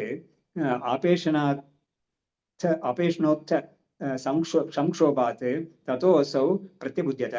ಇವಾಗ ಏನ್ ಮಾಡ್ತಾನೆ, ಆ ಜೀವ ಅನ್ನೋನಿಗೆ ಅವನ್ನ ಎಬ್ಬಿಸ್ಬೇಕು. ಇವಾಗ ಮಲಗಿರೋನ್ನ ಎಬ್ಬಿಸ್ಬೇಕು. ಅದಕ್ಕೆ ಏನ್ ಮಾಡ್ತಾನೆ, ಇವನ್ ಎಷ್ಟೋ ಹೆಸರು ಕರೆದಾಗ ಕೂಡ ಅವ್ನೇನು ಹೇಳಿಲ್ಲ. ಇವಾಗ ಅವ್ನು ಎಬ್ಬಿಸ್ಬೇಕು ಅಂತ ಏನ್ ಮಾಡ್ತಾನೆ, ಅವನ್ನ ಹಿಸುಕಿ ಅವನು ರಾಜ ಕೈಯಿಂದ ಹಿಸುಕಿ ಅವನ್ನ ಎಬ್ಬಿಸ್ತಾನೆ.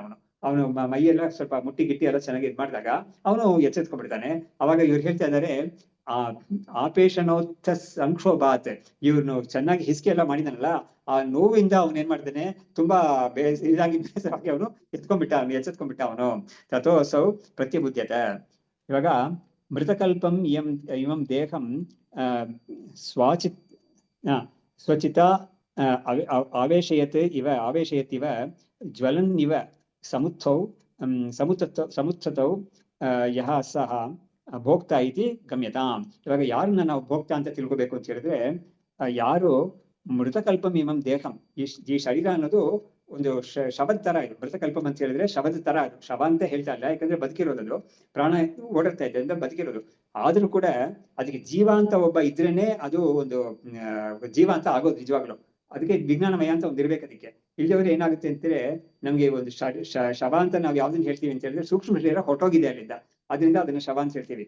ಸೂಕ್ಷ್ಮ ಶರೀರ ಇದ್ರೂ ಕೂಡ ಈ ಜೀವ ಅನ್ನೋನು ಕೆಲಸ ಮಾಡದೆ ಹೋದ್ರೆ ಅವನಿಗೆ ಏನು ಪ್ರಯೋಜನನೇ ಇಲ್ಲ, ಅವನಿದ್ದು ಕೂಡ ಪ್ರಯೋಜನ ಇಲ್ಲ. ಏನ್ ಹೇಳ್ತಾರೆ ಅದಕ್ಕೆ ಬ್ರೈನ್ ಡೆಡ್ ಅಂತ ಏನಾದ್ರು ಹೇಳ್ತಾರಲ್ವಾ, ಆ ತರ ಹೇಳ್ತಾರೆ. ಅದರಿಂದ ಏನು ಪ್ರಯೋಜನನೇ ಇಲ್ಲ, ಅವನಿಗೂ ಏನ್ ಪ್ರಯೋಜನ ಇಲ್ಲ. ನೋಡ್ಕೊಳ್ಳೋರಿಗೆ ತುಂಬಾ ಕಷ್ಟ, ಏನಪ್ಪಾ ಇವನು ಬೇಗ ಹೋಗ್ಬಿಟ್ರೆ ಒಳ್ಳೇದು ಅಂತ ಅವರೆಲ್ಲ ಅನ್ಕೊಳ್ತಾರೆ. ಯಾಕಂದ್ರೆ ಇವನು ನೋಡ್ಕೊಳ್ಳೋದು ತುಂಬಾ ಕಷ್ಟ, ಅವನಿಗೂ ಏನು ಇದರಿಂದ ಒಳ್ಳೇದಾಗ್ತಾ ಇಲ್ಲ, ಅವ್ನು ಇನ್ನೇನ್ ಬದುಕಿ ಏನ್ ತಿರ್ಗಾ ಮುಂದಕ್ಕೆ ಬರ್ತಾನೆ ಅಂತ ಡಾಕ್ಟರ್ಗಳು ಏನ್ ಹೇಳ್ತಾ ಇಲ್ಲ. ಅದರಿಂದ ನಾವು ಅವ್ನು ಬೇಗ ಹೋಗ್ಲಿ ಅಂತ ನಾವು ಪ್ರಾರ್ಥನೆ ಮಾಡ್ಕೊಂಡ್ಬಿಡೋಣ ಅಂತ ಕೆಲವರು ಅದಕ್ಕೂ ಮುಂದಾಗ್ತಾರೆ. ಸೊ ಹಾಗಾಗಿ ಮೃತಕಲ್ಪಂ ಇಮಂ ದೇಹಂ ಸ್ವಚಿತ ಆವೇಶಯನ್ ಇವ ಜ್ವಲನ್ ಇವ ಸಮುತಸ್ಥೌ ಯಹ ಸಹ ಭೋಕ್ತಾ ಇತಿ ಗಮ್ಯತಾಂ. ಈ ಮೃತಕಲ್ಪ ಅಂದ್ರೆ ಒಂದು ಶವಕ್ಕೆ ಶವದ ತರ ಇರೋ ಈ ಶರೀರವನ್ನ ತನ್ನ ಚೇತನದಿಂದ ಯಾರು ಅದಕ್ಕೆ ಒಂದು ಚೇತನಗೊಳಿಸಿದ್ದಾನೋ ಅವನು ಇವಾಗ ಎತ್ಕೊಂಡಿದ್ದಾನೆ, ಅವನನ್ನೇ ನಾವು ಭೋಕ್ತ ಅಂತ ಕರಿಬೇಕು ಅಂತ ಇವನು ತೋರಿಸ್ಕೊಡ್ತಾನೆ. ಹಾಗಾಗಿ ಏನಾಯ್ತು, ಆ ಶರೀರಕ್ಕೆ ಒಂದು ಚೇತನ ಬರೋದು ಅಂತ ಹೇಳಿದ್ರೆ ಅದು ಬರೀ ಪ್ರಾಣದಿಂದ ಬರುತ್ತೆ ಅಂತ ಹೇಳಕ್ಕಾಗಲ್ಲ, ಈ ಆತ್ಮ ಚೈತನ್ಯದಿಂದಾನೇ ಅದಕ್ಕೆ ಬರುತ್ತೆ. ಆತ್ಮ ಚೈತನ್ಯ ಅನ್ನೋದೇನು, ಈ ಜೀವಾತ್ಮ ಅಂತ ಯಾವಿದ್ದಾನೋ ಅವನಿಗೆ ರಿಫ್ಲೆಕ್ಟೆಡ್ ಕಾನ್ಶಿಯಸ್ನೆಸ್ ಅಂತ ಒಂದಿದೆಯಲ್ಲ, ಆ ಆತ್ಮನ ಒಂದು ರಿಫ್ಲೆಕ್ಷನ್ ಅವನ ಅಂತಃಕರಣದಲ್ಲಿದೆ. ಅಂತಃಕರಣದಲ್ಲಿ ಸೇರ್ಕೊಂಡಿರೋ ಅವನನ್ನೇ ವಿಜ್ಞಾನಾತ್ಮ ಅಂತ ಕರೆಯೋದು. ಹಾಗಾಗಿ ಅವನಿದ್ರೇನೆ ಇವನ್ನ ಒಂದು ವ್ಯಕ್ತಿ ಅಂತ ಹೇಳಕ್ಕಾಗುತ್ತೆ ಅಂತ ಹೇಳ್ಬಿಟ್ಟು ಅವನನ್ನ ನಾವು ಜೀವ ಅಂತ ತಿಳ್ಕೊಬೇಕು, ಅವನನ್ನು ಭೋಕ್ತ ಅಂತ ತಿಳ್ಕೊಬೇಕು ಅಂತ ಹೇಳ್ತಾನೆ. ವಿಜ್ಞಾನಮಯಂ ಅಂತಃಕರಣಂ ತಸ್ಮಿನ್ ಆತ್ಮ ಉಪಲಭ್ಯತೆ ರಾಹು ಚಂದ್ರೇ ಯಥಾ ತದ್ವತ್ ವಿಜ್ಞಾನಮಯತ ತತಃ. ಹಾಗಾಗಿ ವಿಜ್ಞಾನಾತ್ಮ ಅಂತ ನೀವು ಒಂದು ವಿಜ್ಞಾನಾತ್ಮ ಅಂತ ಒಂದು ಹೆಸರಲ್ಲ ಕರೆದ್ರಲ್ಲ, ಅದಕ್ಕೆ ಏನ್ ಅರ್ಥ ಅಂತ ಹೇಳಿದ್ರೆ ಅವರೇ ಅದಕ್ಕೆ ಅರ್ಥ ಕೊಡ್ತಾ ಇದ್ದಾರೆ, ಯಾರು ವಿದ್ಯಾರ್ಥಿಗಳು ಅರ್ಥ ಕೊಡ್ತಾ ಇದ್ದಾರೆ. ವಿಜ್ಞಾನಮಯಂ ಅಂತಃಕರಣಂ, ಅಂತಃಕರಣ ಅಂತ ಯಾವ್ದಿದೆಯೋ ನಮ್ಮಲ್ಲಿ ಸೂಕ್ಷ್ಮ ಶರೀರದಲ್ಲಿ, ಅಂತಃಕರಣದಲ್ಲಿ 4 ಅಂಶ ಇರುತ್ತೆ. ಮನಸ್ಸು, ಬುದ್ಧಿ, ಚಿತ್ತ, ಅಹಂಕಾರ ಅಂತ 4 ಇರುತ್ತೆ. ಅದೆಲ್ಲವೂ ಸೇರ್ಕೊಂಡು ಅಂತಃಕರಣ ಅಂತ ಇರುತ್ತೆ. ಈ ಅಂತಃಕರಣ ಅನ್ನೋದೇ ವಿಜ್ಞಾನಮಯ ಅಂತ ಹೇಳ್ತಾ ಇದ್ದಾರೆ. ಯಾಕಂದ್ರೆ ಯಾವುದೇ ಒಂದು ಜ್ಞಾನ ಆಗ್ಬೇಕಂದ್ರೆ ಈ ಅಂತಃಕರಣ ಅನ್ನೋದು ಇರಬೇಕು, ಅಂತಃಕರಣದಲ್ಲೇ ಜ್ಞಾನ ಆಗುತ್ತೆ. ಈ ಇಂದ್ರಿಯಗಳಿಂದ ಅಂದ್ರೆ ಜ್ಞಾನೇಂದ್ರಿಯಗಳ ಹೊರಗಡೆ ಇರೋ ವಸ್ತುಗಳ ಜೊತೆಗೆ ಅದು ಸಂಪರ್ಕ ಮಾಡಿದಾಗ ಒಂದು ವಿಷಯ ಜ್ಞಾನ ಉಂಟಾಗುತ್ತೆ. ಅದು ಶಬ್ದವೋ, ಸ್ಪರ್ಶವೋ, ರೂಪವೋ, ರಸವೋ, ಗಂಧವೋ ಯಾವುದೋ ಜ್ಞಾನ ಆಗುತ್ತೆ. ಅದು ಬಿಟ್ಟು ಕರ್ಮೇಂದ್ರಿಯಗಳು ಅಂತ ಕೈ ಕಾಲೆಲ್ಲ ಇದೆಯಲ್ಲ, ಅವುಗಳಿಂದಾನು ಕೆಲವುದೆಲ್ಲ ತಿಳ್ಕೊಳ್ತಾನೆ. ಆಮೇಲೆ ವಾಗೀಂದ್ರಿಯ ಅಂತ ಒಂದಿದೆ, ಅದರಿಂದಲೂ ಅವನು ಏನಾದ್ರು ಮಾತಾಡಿ ಇನ್ನೊಬ್ಬರ ಹತ್ರ ಒಂದು ಸಂಪರ್ಕ ಮಾಡಿ ಕೆಲವು ವಿಷಯಗಳಲ್ಲಿ ತಿಳ್ಕೊಳ್ತಾನೆ. ಬಟ್ ಏನೇ ಆದ್ರೂ ಕೂಡ ತಿಳುವಳಿಕೆ ಅಂತ ಆಗ್ಬೇಕಾದ್ರೆ ಅದಕ್ಕೆ ಅಂತಃಕರಣ ಅನ್ನೋದು ಬೇಕೇ ಬೇಕು. ಹಾಗಾಗಿ ಅಂತಃಕರಣ ಅನ್ನೋದೇ ವಿಜ್ಞಾನಮಯ ಅಂತ ಇರೋದು. ತಸ್ಮಿನ್ ಆತ್ಮ ಉಪಲಭ್ಯತೆ, ಈ ಅಂತಃಕರಣದಲ್ಲೇ ಆತ್ಮ ನಮಗೆ ಸಿಗ್ತಾ ಇದ್ದಾನೆ, ಗೊತ್ತಾಗ್ತಾ ಇದೆ. ಇದಕ್ಕೆ ಯೋ ವೇದ ನಿಹಿತಂ ಗುಹಾಯಾಮ್ ಪರಮೇ ವ್ಯೋಮನ್ ಅಂತ ತೈತ್ರಿಯ ಉಪನಿಷತ್ತಲ್ಲಿ ಹೇಳಿದ್ದಾರೆ. ಗುಹಾ ಅಂತ ಹೇಳಿದ್ರೆ ಈ ಬುದ್ಧಿ ಗುಹಾ, ಅಂತಃಕರಣ ಅಂದ್ರೆ ಗುಹಾ ಅಂತ ಹೇಳಿದ್ರು. ಅಲ್ಲಿ ಈ ಆತ್ಮ ಚೈತನ್ಯ ಒಂದು ಬೆಳಗ್ತಾ ಇದೆ. ಅದನ್ನ ಯಾರು ತಿಳ್ಕೊಳ್ತಾನೋ ತಾನು ಅಂತ ತಿಳ್ಕೊಳ್ತಾನೋ ಅವನಿಗೆ ಮುಕ್ತಿ ಅಂತ ಉಪನಿಷತ್ತಲ್ಲಿ ಹೇಳಿದೆ. ಸೊ ಹಾಗಾಗಿ ವಿಜ್ಞಾನಮಯಂ ಅಂತಃಕರಣಂ ತಸ್ಮಿನ್ ಆತ್ಮ ಉಪಲಭ್ಯತೆ, ಅದರಲ್ಲಿ ಆತ್ಮ ನಮ್ಗೆ ಸಿಗ್ತಾ ಇದೆ. ಅಂದ್ರೆ ನಮ್ಗೆ ಉಪಲಬ್ಧಿ ಅಂತ ಹೇಳಿದ್ರೆ ಅದನ್ನ ನಮಗೆ ರೆಕಗ್ನೈಸ್ ಮಾಡಕ್ ಆಗ್ತಾ ಇದೆ. ಯಾಕಂದ್ರೆ ಪ್ರತಿಯೊಬ್ಬರಿಗೂ ಕೂಡ ನಾನು ಕೇಳ್ತಾ ಇದ್ದೀನಿ, ನಾನು ನೋಡ್ತಾ ಇದ್ದೀನಿ, ನಾನು ಯೋಚನೆ ಮಾಡ್ತಾ ಇದ್ದೀನಿ ಅಂತ ಯಾವ್ಯಾವ್ದು ಒಂದು ಚೈತನ್ಯಕ್ಕೆ ಸಂಬಂಧಪಟ್ಟ ಒಂದು ಆಕ್ಟಿವಿಟೀಸ್ ಎಲ್ಲ ಇದೆಯೋ, ಆ ಆಕ್ಟಿವಿಟೀಸ್ ಎಲ್ಲ ಆಗಕ್ಕೆ, ಅನುಭವ ಎಲ್ಲ ಆಗಕ್ಕೆ ಒಳಗಡೆ ಈ ಚೈತನ್ಯ ಅನ್ನೋದು ಇದ್ರೇನೆ ಅದಾಗುತ್ತೆ ಅದು. ಹಾಗಾಗಿ ಅದಕ್ಕೆ ಆ ಚೈತನ್ಯ ಕೂಡ ಮ್ಯಾನಿಫೆಸ್ಟ್ ಆಗಕ್ಕೆ ಅಂತಃಕರಣ ಅಂತ ಒಂದು ಇರ್ಬೇಕು. ಹಾಗಾಗಿ ಅಂತಃಕರಣ ಅನ್ನೋದು ಈ ಶರೀರವನ್ನು ಬಿಟ್ಟು ಹೊಟ್ಟೋದ್ರೆ ಅವಾಗ ಈ ಶರೀರ ಅನ್ನೋದು ಜಡವಾಗೇ ಇರುತ್ತೆ. ಅದಕ್ಕೆ ಅವಾಗಲೇ ನಾವು ತೀರ್ಕೊಂಡ್ಬಿಟ್ಟಿದ್ದಾನೆ ಅಂತ ಹೇಳ್ತೀವಿ. ಅಂತಃಕರಣ ಅಂದ್ರೆ ಸೂಕ್ಷ್ಮ ಶರೀರ ಒಟ್ಟಾಗಿ ಹೊಟ್ಟೋದ್ರೆ ಅವಾಗ ಅವನು ಆ ವ್ಯಕ್ತಿಯನ್ನ ನಾವು ಶವ ಅಂತ ನಾವು ಹೇಳ್ತೀವಿ. ಯಾಕಂದ್ರೆ ಏನು ತಿಳ್ಕೊಳಕ್ಕೆ ಏನು ಆಗೋದೇ ಇಲ್ಲ ಅವನಿಗೆ ಅಂತ. ಸೊ ಹೀಗೆ ವಿಜ್ಞಾನಮಯಂ ಅಂತಃಕರಣಂ ತಸ್ಮಿನ್ ಆತ್ಮ ಉಪಲಭ್ಯತೆ. ಅದಕ್ಕೆ ಒಂದು ಉದಾಹರಣೆ ಕೊಡ್ತಾ ಇದ್ದಾರೆ. ರಾಹು ಚಂದ್ರೇ ಯಥಾ ತದ್ವತೆ, ರಾಹು ಅನ್ನೋದು ಚಂದ್ರನಲ್ಲಿ ಕಾಣಿಸ್ಕೊಳ್ಳುತ್ತೆ ಅಂತ ಹೇಳ್ತಾ ಇದ್ದಾರೆ. ಇದು ಸ್ವಲ್ಪ ನಮ್ಗೆ ಏನಪ್ಪ ಈ ತರ ಹೇಳ್ತಾ ಇದ್ದಾರೆ ಅಂತ ಅನ್ಸುತ್ತೆ. ಇದಕ್ಕೆ ಏನ್ ನಾವು ತಿಳ್ಕೊಬೇಕು ಅಂತ ಹೇಳಿದ್ರೆ, ಗ್ರಹಣ ಅಂತ ಒಂದಿರುತ್ತಲ್ಲ, ಆಗುತ್ತಲ್ಲ, ಅವಾಗ ಚಂದ್ರನನ್ನ ಈ ರಾಹು ಅನ್ನೋದು ನುಂಗು ಬಿಡುತ್ತೆ ಅಂತ ಒಂದು ಇದು ಕಲ್ಪನೆ, ಇದರಲ್ಲಿ ಶಾಸ್ತ್ರದಲ್ಲಿರೋ ಕಲ್ಪನೆ ಅದೇನೆ. ಹಾಗಾಗಿ ಅವಾಗ ಏನಾಗುತ್ತೆ, ರಾಹು ಅನ್ನೋದನ್ನ ನಾವು ಬೇರೆ ಸಮಯದಲ್ಲಿ ನೋಡಕ್ ಆಗೋದೇ ಇಲ್ಲ. ಹಾಗಾಗಿ ಈ ಚಂದ್ರನ ನುಂಗುವಾಗ ಚಂದ್ರನ ಮುಖಾಂತರ ನಮ್ಗೆ ರಾಹು ಒಂದು ಉಪಲಬ್ಧಿ ಸಿಗುತ್ತೆ ಅನ್ನೋ ಕಾರಣದಿಂದ ರಾಹು ಚಂದ್ರೇ ಯಥಾ ತದ್ವತೆ ವಿಜ್ಞಾನಮಯತ ತತಃ. ಅದರಿಂದ ಈ ಅಂತಃಕರಣಕ್ಕೆ ವಿಜ್ಞಾನಮಯ ಅಂತ ಕರೆದಿದ್ದು. ವಿಜ್ಞಾನ ಅಂದ್ರೆ ಆಕ್ಚುಲಿ ವಿಜ್ಞಾನಂ ಇದು ಏನು ಇಲ್ಲ ಸತ್ಯಂ ಜ್ಞಾನಂ ಅನಂತಂ ಬ್ರಹ್ಮ ಅನ್ನೋ ಕಡೆ ನಂತರ ವಿಜ್ಞಾನಂ ಆನಂದಂ ಬ್ರಹ್ಮ ಅಂತಾನು ಹೇಳಿದೆ ಉಪನಿಷತ್. ಇದು ಈ ಬೃಹದಾರಣ್ಯಕ ಉಪನಿಷತ್ತೆ ವಿಜ್ಞಾನಂ ಆನಂದಂ ಬ್ರಹ್ಮ ಅಂತ ಹೇಳಿದೆ. ಸೊ ವಿಜ್ಞಾನಂ ಅಂದ್ರೆ ಬ್ರಹ್ಮಸ್ವರೂಪದ ಒಂದು ಲಕ್ಷಣ, ಸ್ವರೂಪ ಲಕ್ಷಣ ಅಂದ್ರೆ ಪ್ಯೂರ್ ಕಾನ್ಶಿಯಸ್ನೆಸ್ ಅಂತ. ಪ್ರಜ್ಞಾನಂ ವಿಜ್ಞಾನಂ ಅಂತ ಹೇಳ್ತೀವಲ್ಲ ಆತರ. ಹಾಗಾಗಿ ಈ ವಿಜ್ಞಾನಂ ಅನ್ನೋದು ಈ ಅಂತಃಕರಣಕ್ಕೆ ಯಾತಿಗೆ ಆ ಹೆಸರು ಕೊಟ್ಟರು ಅಂತ ಕೇಳಿದ್ರೆ, ಅಂತಃಕರಣದಲ್ಲೇ ಈ ವಿಜ್ಞಾನ ಅನ್ನೋದು ನಮಗೆ ಉಪಲಬ್ಧಿ ಆಗ್ತಾ ಇದೆ. ಯಾಕಂದ್ರೆ ಈ ಶುದ್ಧ ಚೈತನ್ಯ ಅಂತ ಇದೆಯಲ್ಲ, ಅದನ್ನ ನಾವು ಸುಮ್ನೆ ಹಾಗೆ ನೋಡಕ್ ಆಗೋದೇ ಇಲ್ಲ. ಅದನ್ನ ಅದು ಎಲ್ಲಾದ್ರೂ ಒಂದು ಮೀಡಿಯಂ ಮುಖಾಂತರನೇ ಅದು ಅದು ನಮಗೆ ರೆಕಗ್ನೈಸ್ ಮಾಡಕ್ ಆಗುತ್ತೆ ಅದನ್ನ. ಹಾಗಾಗಿ ಅದಕ್ಕೆ ನಾವು ಸಾಧಾರಣವಾಗಿ ನಾವು ಕೊಡೋ ಉದಾಹರಣೆ ಅಂತ ಹೇಳಿದ್ರೆ, ನಾವು ಬ್ರಹ್ಮದವರೆಗೂ ಹೋಗೋದು, ಶುದ್ಧ ಚೈತನ್ಯದವರೆಗೂ ಹೋಗೋದು ಬೇಡ. ನಾವು ಲೋಕಲ್ ಆಗಿ ನಾವು ಯಾವ್ದೋ ಒಂದು ಕಲರ್, ಅದು ಗ್ರೀನೋ ಅಥವಾ ಬ್ಲೂನೋ ಕಲರ್ ತಗೊಂಡ್ರೆ, ಆ ಕಲರ್ ಅಂತ ಹೇಳಿದ್ರೆ ಕೂಡ ಆ ಕಲರ್ ಅನ್ನೋದು it cannot manifest by itself, it has to manifest through some object. ಹಸಿರು ಅನ್ನೋದು ಒಂದು ಎಲೆ ಮುಖಾಂತರನೋ ಅಥವಾ ಒಂದು ಮನೆಗೆ ಗ್ರೀನ್ ಪೇಂಟಿಂಗ್ ಹಾಕಿದ್ರೇನೆ, ಗ್ರೀನ್ ಅಂದ್ರೆ ಏನಪ್ಪಾ ಅಂದ್ರೆ ಅದನ್ನ ತೋರಿಸ್ತೀವಿ ನಾವು. ಗ್ರೀನ್ ಅಂದ್ರೆ ನಾವು ಸುಮ್ಮನೆ ಏನು ತೋರ್ಸಕ್ಕಾಗಲ್ಲ. ಅಥವಾ ಒಂದು ಪೇಪರ್ ಅಲ್ಲಿ ಗ್ರೀನ್ ಪೇಂಟ್ ಹೊಡೆದಿದ್ದನ್ನ ನಾವು ತೋರಿಸ್ಬೋದು. ಬಟ್ ಗ್ರೀನ್ ಅನ್ನೋದು ಯಾವಾಗ್ಲೂ ಕೂಡ it has to manifest through some object. ಅದೇ ತರನೇ ಈ ಚೈತನ್ಯ ಕೂಡ it can manifest only through some medium. ಆ ಮೀಡಿಯಂ ಯಾವ್ದು ಅಂದ್ರೆ ಅಂತಃಕರಣ ಅಂತ. ಅದಿಟ್ಕೊಂಡು ಇವ್ರು ಏನ್ ಮಾಡ್ತಾ ಇದಾರೆ, ಈ ರಾಹು ಎಕ್ಸಾಂಪಲ್ ಕೊಟ್ಟು ಆತರ ಒಂದು ತಿಳಿಸ್ತಾ ಇದಾರೆ ನಮ್ಗೆ. ವಿಜ್ಞಾನಮಯಂ ಅಂತಃಕರಣಂ ತಸ್ಮಿನ್ ಆತ್ಮ ಉಪಲಭ್ಯತೆ, ರಾಹು ಚಂದ್ರೇ ಯಥಾ ತದ್ವತ್ ವಿಜ್ಞಾನಮಯತಾ ತತಃ. ಅದರಿಂದ ಅಂತಃಕರಣಕ್ಕೆ ವಿಜ್ಞಾನಮಯ ಅಂತ ಹೇಳಿದ್ರು. ವಿಜ್ಞಾನಮಯ ಅಂತ ಹೇಳಿದ್ರೆ ಅಂತಃಕರಣ ಯದ್ಯಪಿ ಜಡವಾಗಿ ಇದ್ರೂ ಕೂಡ ಅದರಲ್ಲಿ ಈ ಆತ್ಮ ಚೈತನ್ಯ ಅನ್ನೋದು ಅದರಲ್ಲಿ ನಮ್ಗೆ ಮ್ಯಾನಿಫೆಸ್ಟ್ ಆಗಕ್ಕೆ ಒಂದು ಪಾಸಿಬಿಲಿಟಿ ಇದೆ ಅನ್ನೋ ಕಾರಣದಿಂದ ಈ ಅಂತಃಕರಣಕ್ಕೆ ವಿಜ್ಞಾನಮಯ ಅಂತ ಹೆಸರು ಅಂತ ಹೇಳಿದ್ರು. ಅದರ್ವೈಸ್ ಅಂತಃಕರಣ ಇಟ್ ಇಸ್ ನಾಟ್ ವಿಜ್ಞಾನಮಯ ರಿಯಲಿ. ಹಾಗಾಗಿ ಅದರಿಂದನೇ ಈ ಹೆಸರು ಬರೋದು ಅಂತ ಅವರು ನಮಗೆ ಡೆಮಾನ್ಸ್ಟ್ರೇಟ್ ಮಾಡಿ ಅದನ್ನ ಜಸ್ಟಿಫೈ ಮಾಡಿ ತೋರಿಸಿದ್ದಾರೆ. ಆಮೇಲೆ ಅದು ಹೇಗಾಗುತ್ತೆ, ಅದು ಈ ಅಂತಃಕರಣಕ್ಕೂ ಶುದ್ಧ ಚೈತನ್ಯಕ್ಕೂ ಯಾವ ತರ ಒಂದು ಸಂಬಂಧ ಬಂದು ಅಂತಃಕರಣದಲ್ಲಿ ನಮ್ಗೆ ಈ ಚೈತನ್ಯ ಬೆಳಗುತ್ತೆ ಅನ್ನೋದನ್ನ ಅವರು ತುಂಬಾ ಚೆನ್ನಾಗಿ ಸ್ವಾರಸ್ಯವಾಗಿ ಹೇಳ್ತಾರೆ. ಅದನ್ನ ತಿಳಿಸ್ಕೊಡ್ತಾರೆ. ಸ್ವ ಆಭಾಸವತ್ ಅವಿದ್ಯೋತ್ಥ ಬುದ್ಧ್ಯಾದಿ ವ್ಯಾಪ್ತಿ ವಿಭ್ರಮಾತ್ ತದಾತ್ಮತ್ವಾಭಿಮಾನಿ ಸನ್ ಅಹಂ ಇತಿ ಉಪಲಭ್ಯತೆ. ಇವಾಗ ಅಹಂ ಅಂತ ಹೇಳ್ಕೊಡ್ತೀವಲ್ಲ, ಕಟ್ಟಿಗೆಗೆ ಬಂಡೆಗೆಲ್ಲ ಅಹಂ ಅಂತ ಹೇಳ್ಕೊಳಕ್ ಆಗೋದೇ ಇಲ್ಲ. ಒಂದು ಮನುಷ್ಯನಿಗಾಗುತ್ತೆ, ಪ್ರಾಣಿಗಳಿಗೂ ಅಹಂ ಅಂತ ಒಂದು ಬುದ್ಧಿ ಇರುತ್ತೆ. ಅದಕ್ಕೆ ಇದು ಯಾವ ತರ ಈ ಅಹಂ ಅನ್ನೋದು ಬುದ್ಧಿ ಬರುತ್ತೆ ಒಬ್ಬನಿಗೆ, ಅದರಲ್ಲಿ ಈ ಶರೀರದಲ್ಲಿ ಮನಸ್ಸು ಬಾಡಿ ಮೈಂಡ್ ಕಾಂಪ್ಲೆಕ್ಸ್ ಅಲ್ಲಿ ನಾನು ಅಂತ ಬುದ್ಧಿ ಯಾವ ತರ ಬರುತ್ತೆ, ಯಾವ್ದ್ರಿಂದ ಬರುತ್ತೆ ಅನ್ನೋದನ್ನ ಇವರು ಈ ಶ್ಲೋಕದಲ್ಲಿ ತೋರಿಸ್ತಾ ಇದ್ದಾರೆ. ನಾನು ಹಾಗೆ ಬಿಡಿಸಿ ಹೇಳ್ತೇನೆ. ಆ ಶ್ಲೋಕದಲ್ಲಿ ಹೇಳಿದ್ದನ್ನ ಹೇಳ್ತೀನಿ. ಇದು ಅವಿದ್ಯೆ ಅಂತ ಒಂದು ಬೇಸಿಕ್ ಆಗಿ ಇರೋದು. ಅವಿದ್ಯೆ ಅಂತ ಒಂದು ಇದ್ರೇನೆ ಪ್ಯೂರ್ ಕಾನ್ಶಿಯಸ್ನೆಸ್ಗೂ ಈ ಬಾಡಿ ಮೈಂಡ್ ಕಾಂಪ್ಲೆಕ್ಸ್ಗೂ ಒಂದು ಕನೆಕ್ಷನ್ ಬರೋದು. ಈ ಕನೆಕ್ಷನ್ ಇಲ್ಲದ್ರೆ ಸಾಧ್ಯವೇ ಇಲ್ಲ. ಕನೆಕ್ಷನ್ ಆದ್ರೆ ಸಾಧ್ಯವೇ ಇಲ್ಲ. ಅವಿದ್ಯೆ ಇದು ಈ ಬಾಡಿ ಮೈಂಡ್ ಕಾಂಪ್ಲೆಕ್ಸ್ ಪಾಡಿಗೆ ಒಂದ್ ಕಡೆ ಇರುತ್ತೆ. ಆತ್ಮ ಚೈತನ್ಯ ಅದು ಇದಕ್ಕೆ ಅಸಂಗ, ಅದು ಟೋಟಲಿ ಅಸಂಗ. ಅದು ಸಂಘ ಯಾವುದಕ್ಕೂ ಸಂಘ ಮಾಡ್ಕೊಳ್ಳೋದೇ ಇಲ್ಲ. ಅದು ಅಂತ ಚೈತನ್ಯ ಸ್ವರೂಪ, ಅದು ಆತ್ಮ ಸ್ವರೂಪ. ಅದು ಹೇಗೆ ಈ ಬಾಡಿ ಮೈಂಡ್ ಕಾಂಪ್ಲೆಕ್ಸ್ ನಾನು ಅಂತ ಬುದ್ಧಿ ಬರುತ್ತೆ ಅಂತ ಹೇಳಿದ್ರೆ, ಅದಕ್ಕೆ ಅವಿದ್ಯೆ ಅಂತ ಒಂದು ಮೀಡಿಯಂ ಬರ್ಬೇಕು ನಮ್ಗೆ. ಅವಿದ್ಯೆ ಅನ್ನೋದು ಏನ್ ಮಾಡುತ್ತೆ ಅಂತ ಹೇಳಿದ್ರೆ, ಅವಿದ್ಯೆ ಸ್ವಾಭಾಸ ಅವಿದ್ಯೋತ್ತ ಅಂದ್ರೆ ಸ್ವಾಭಾಸವಾದ ಅವಿದ್ಯಾ.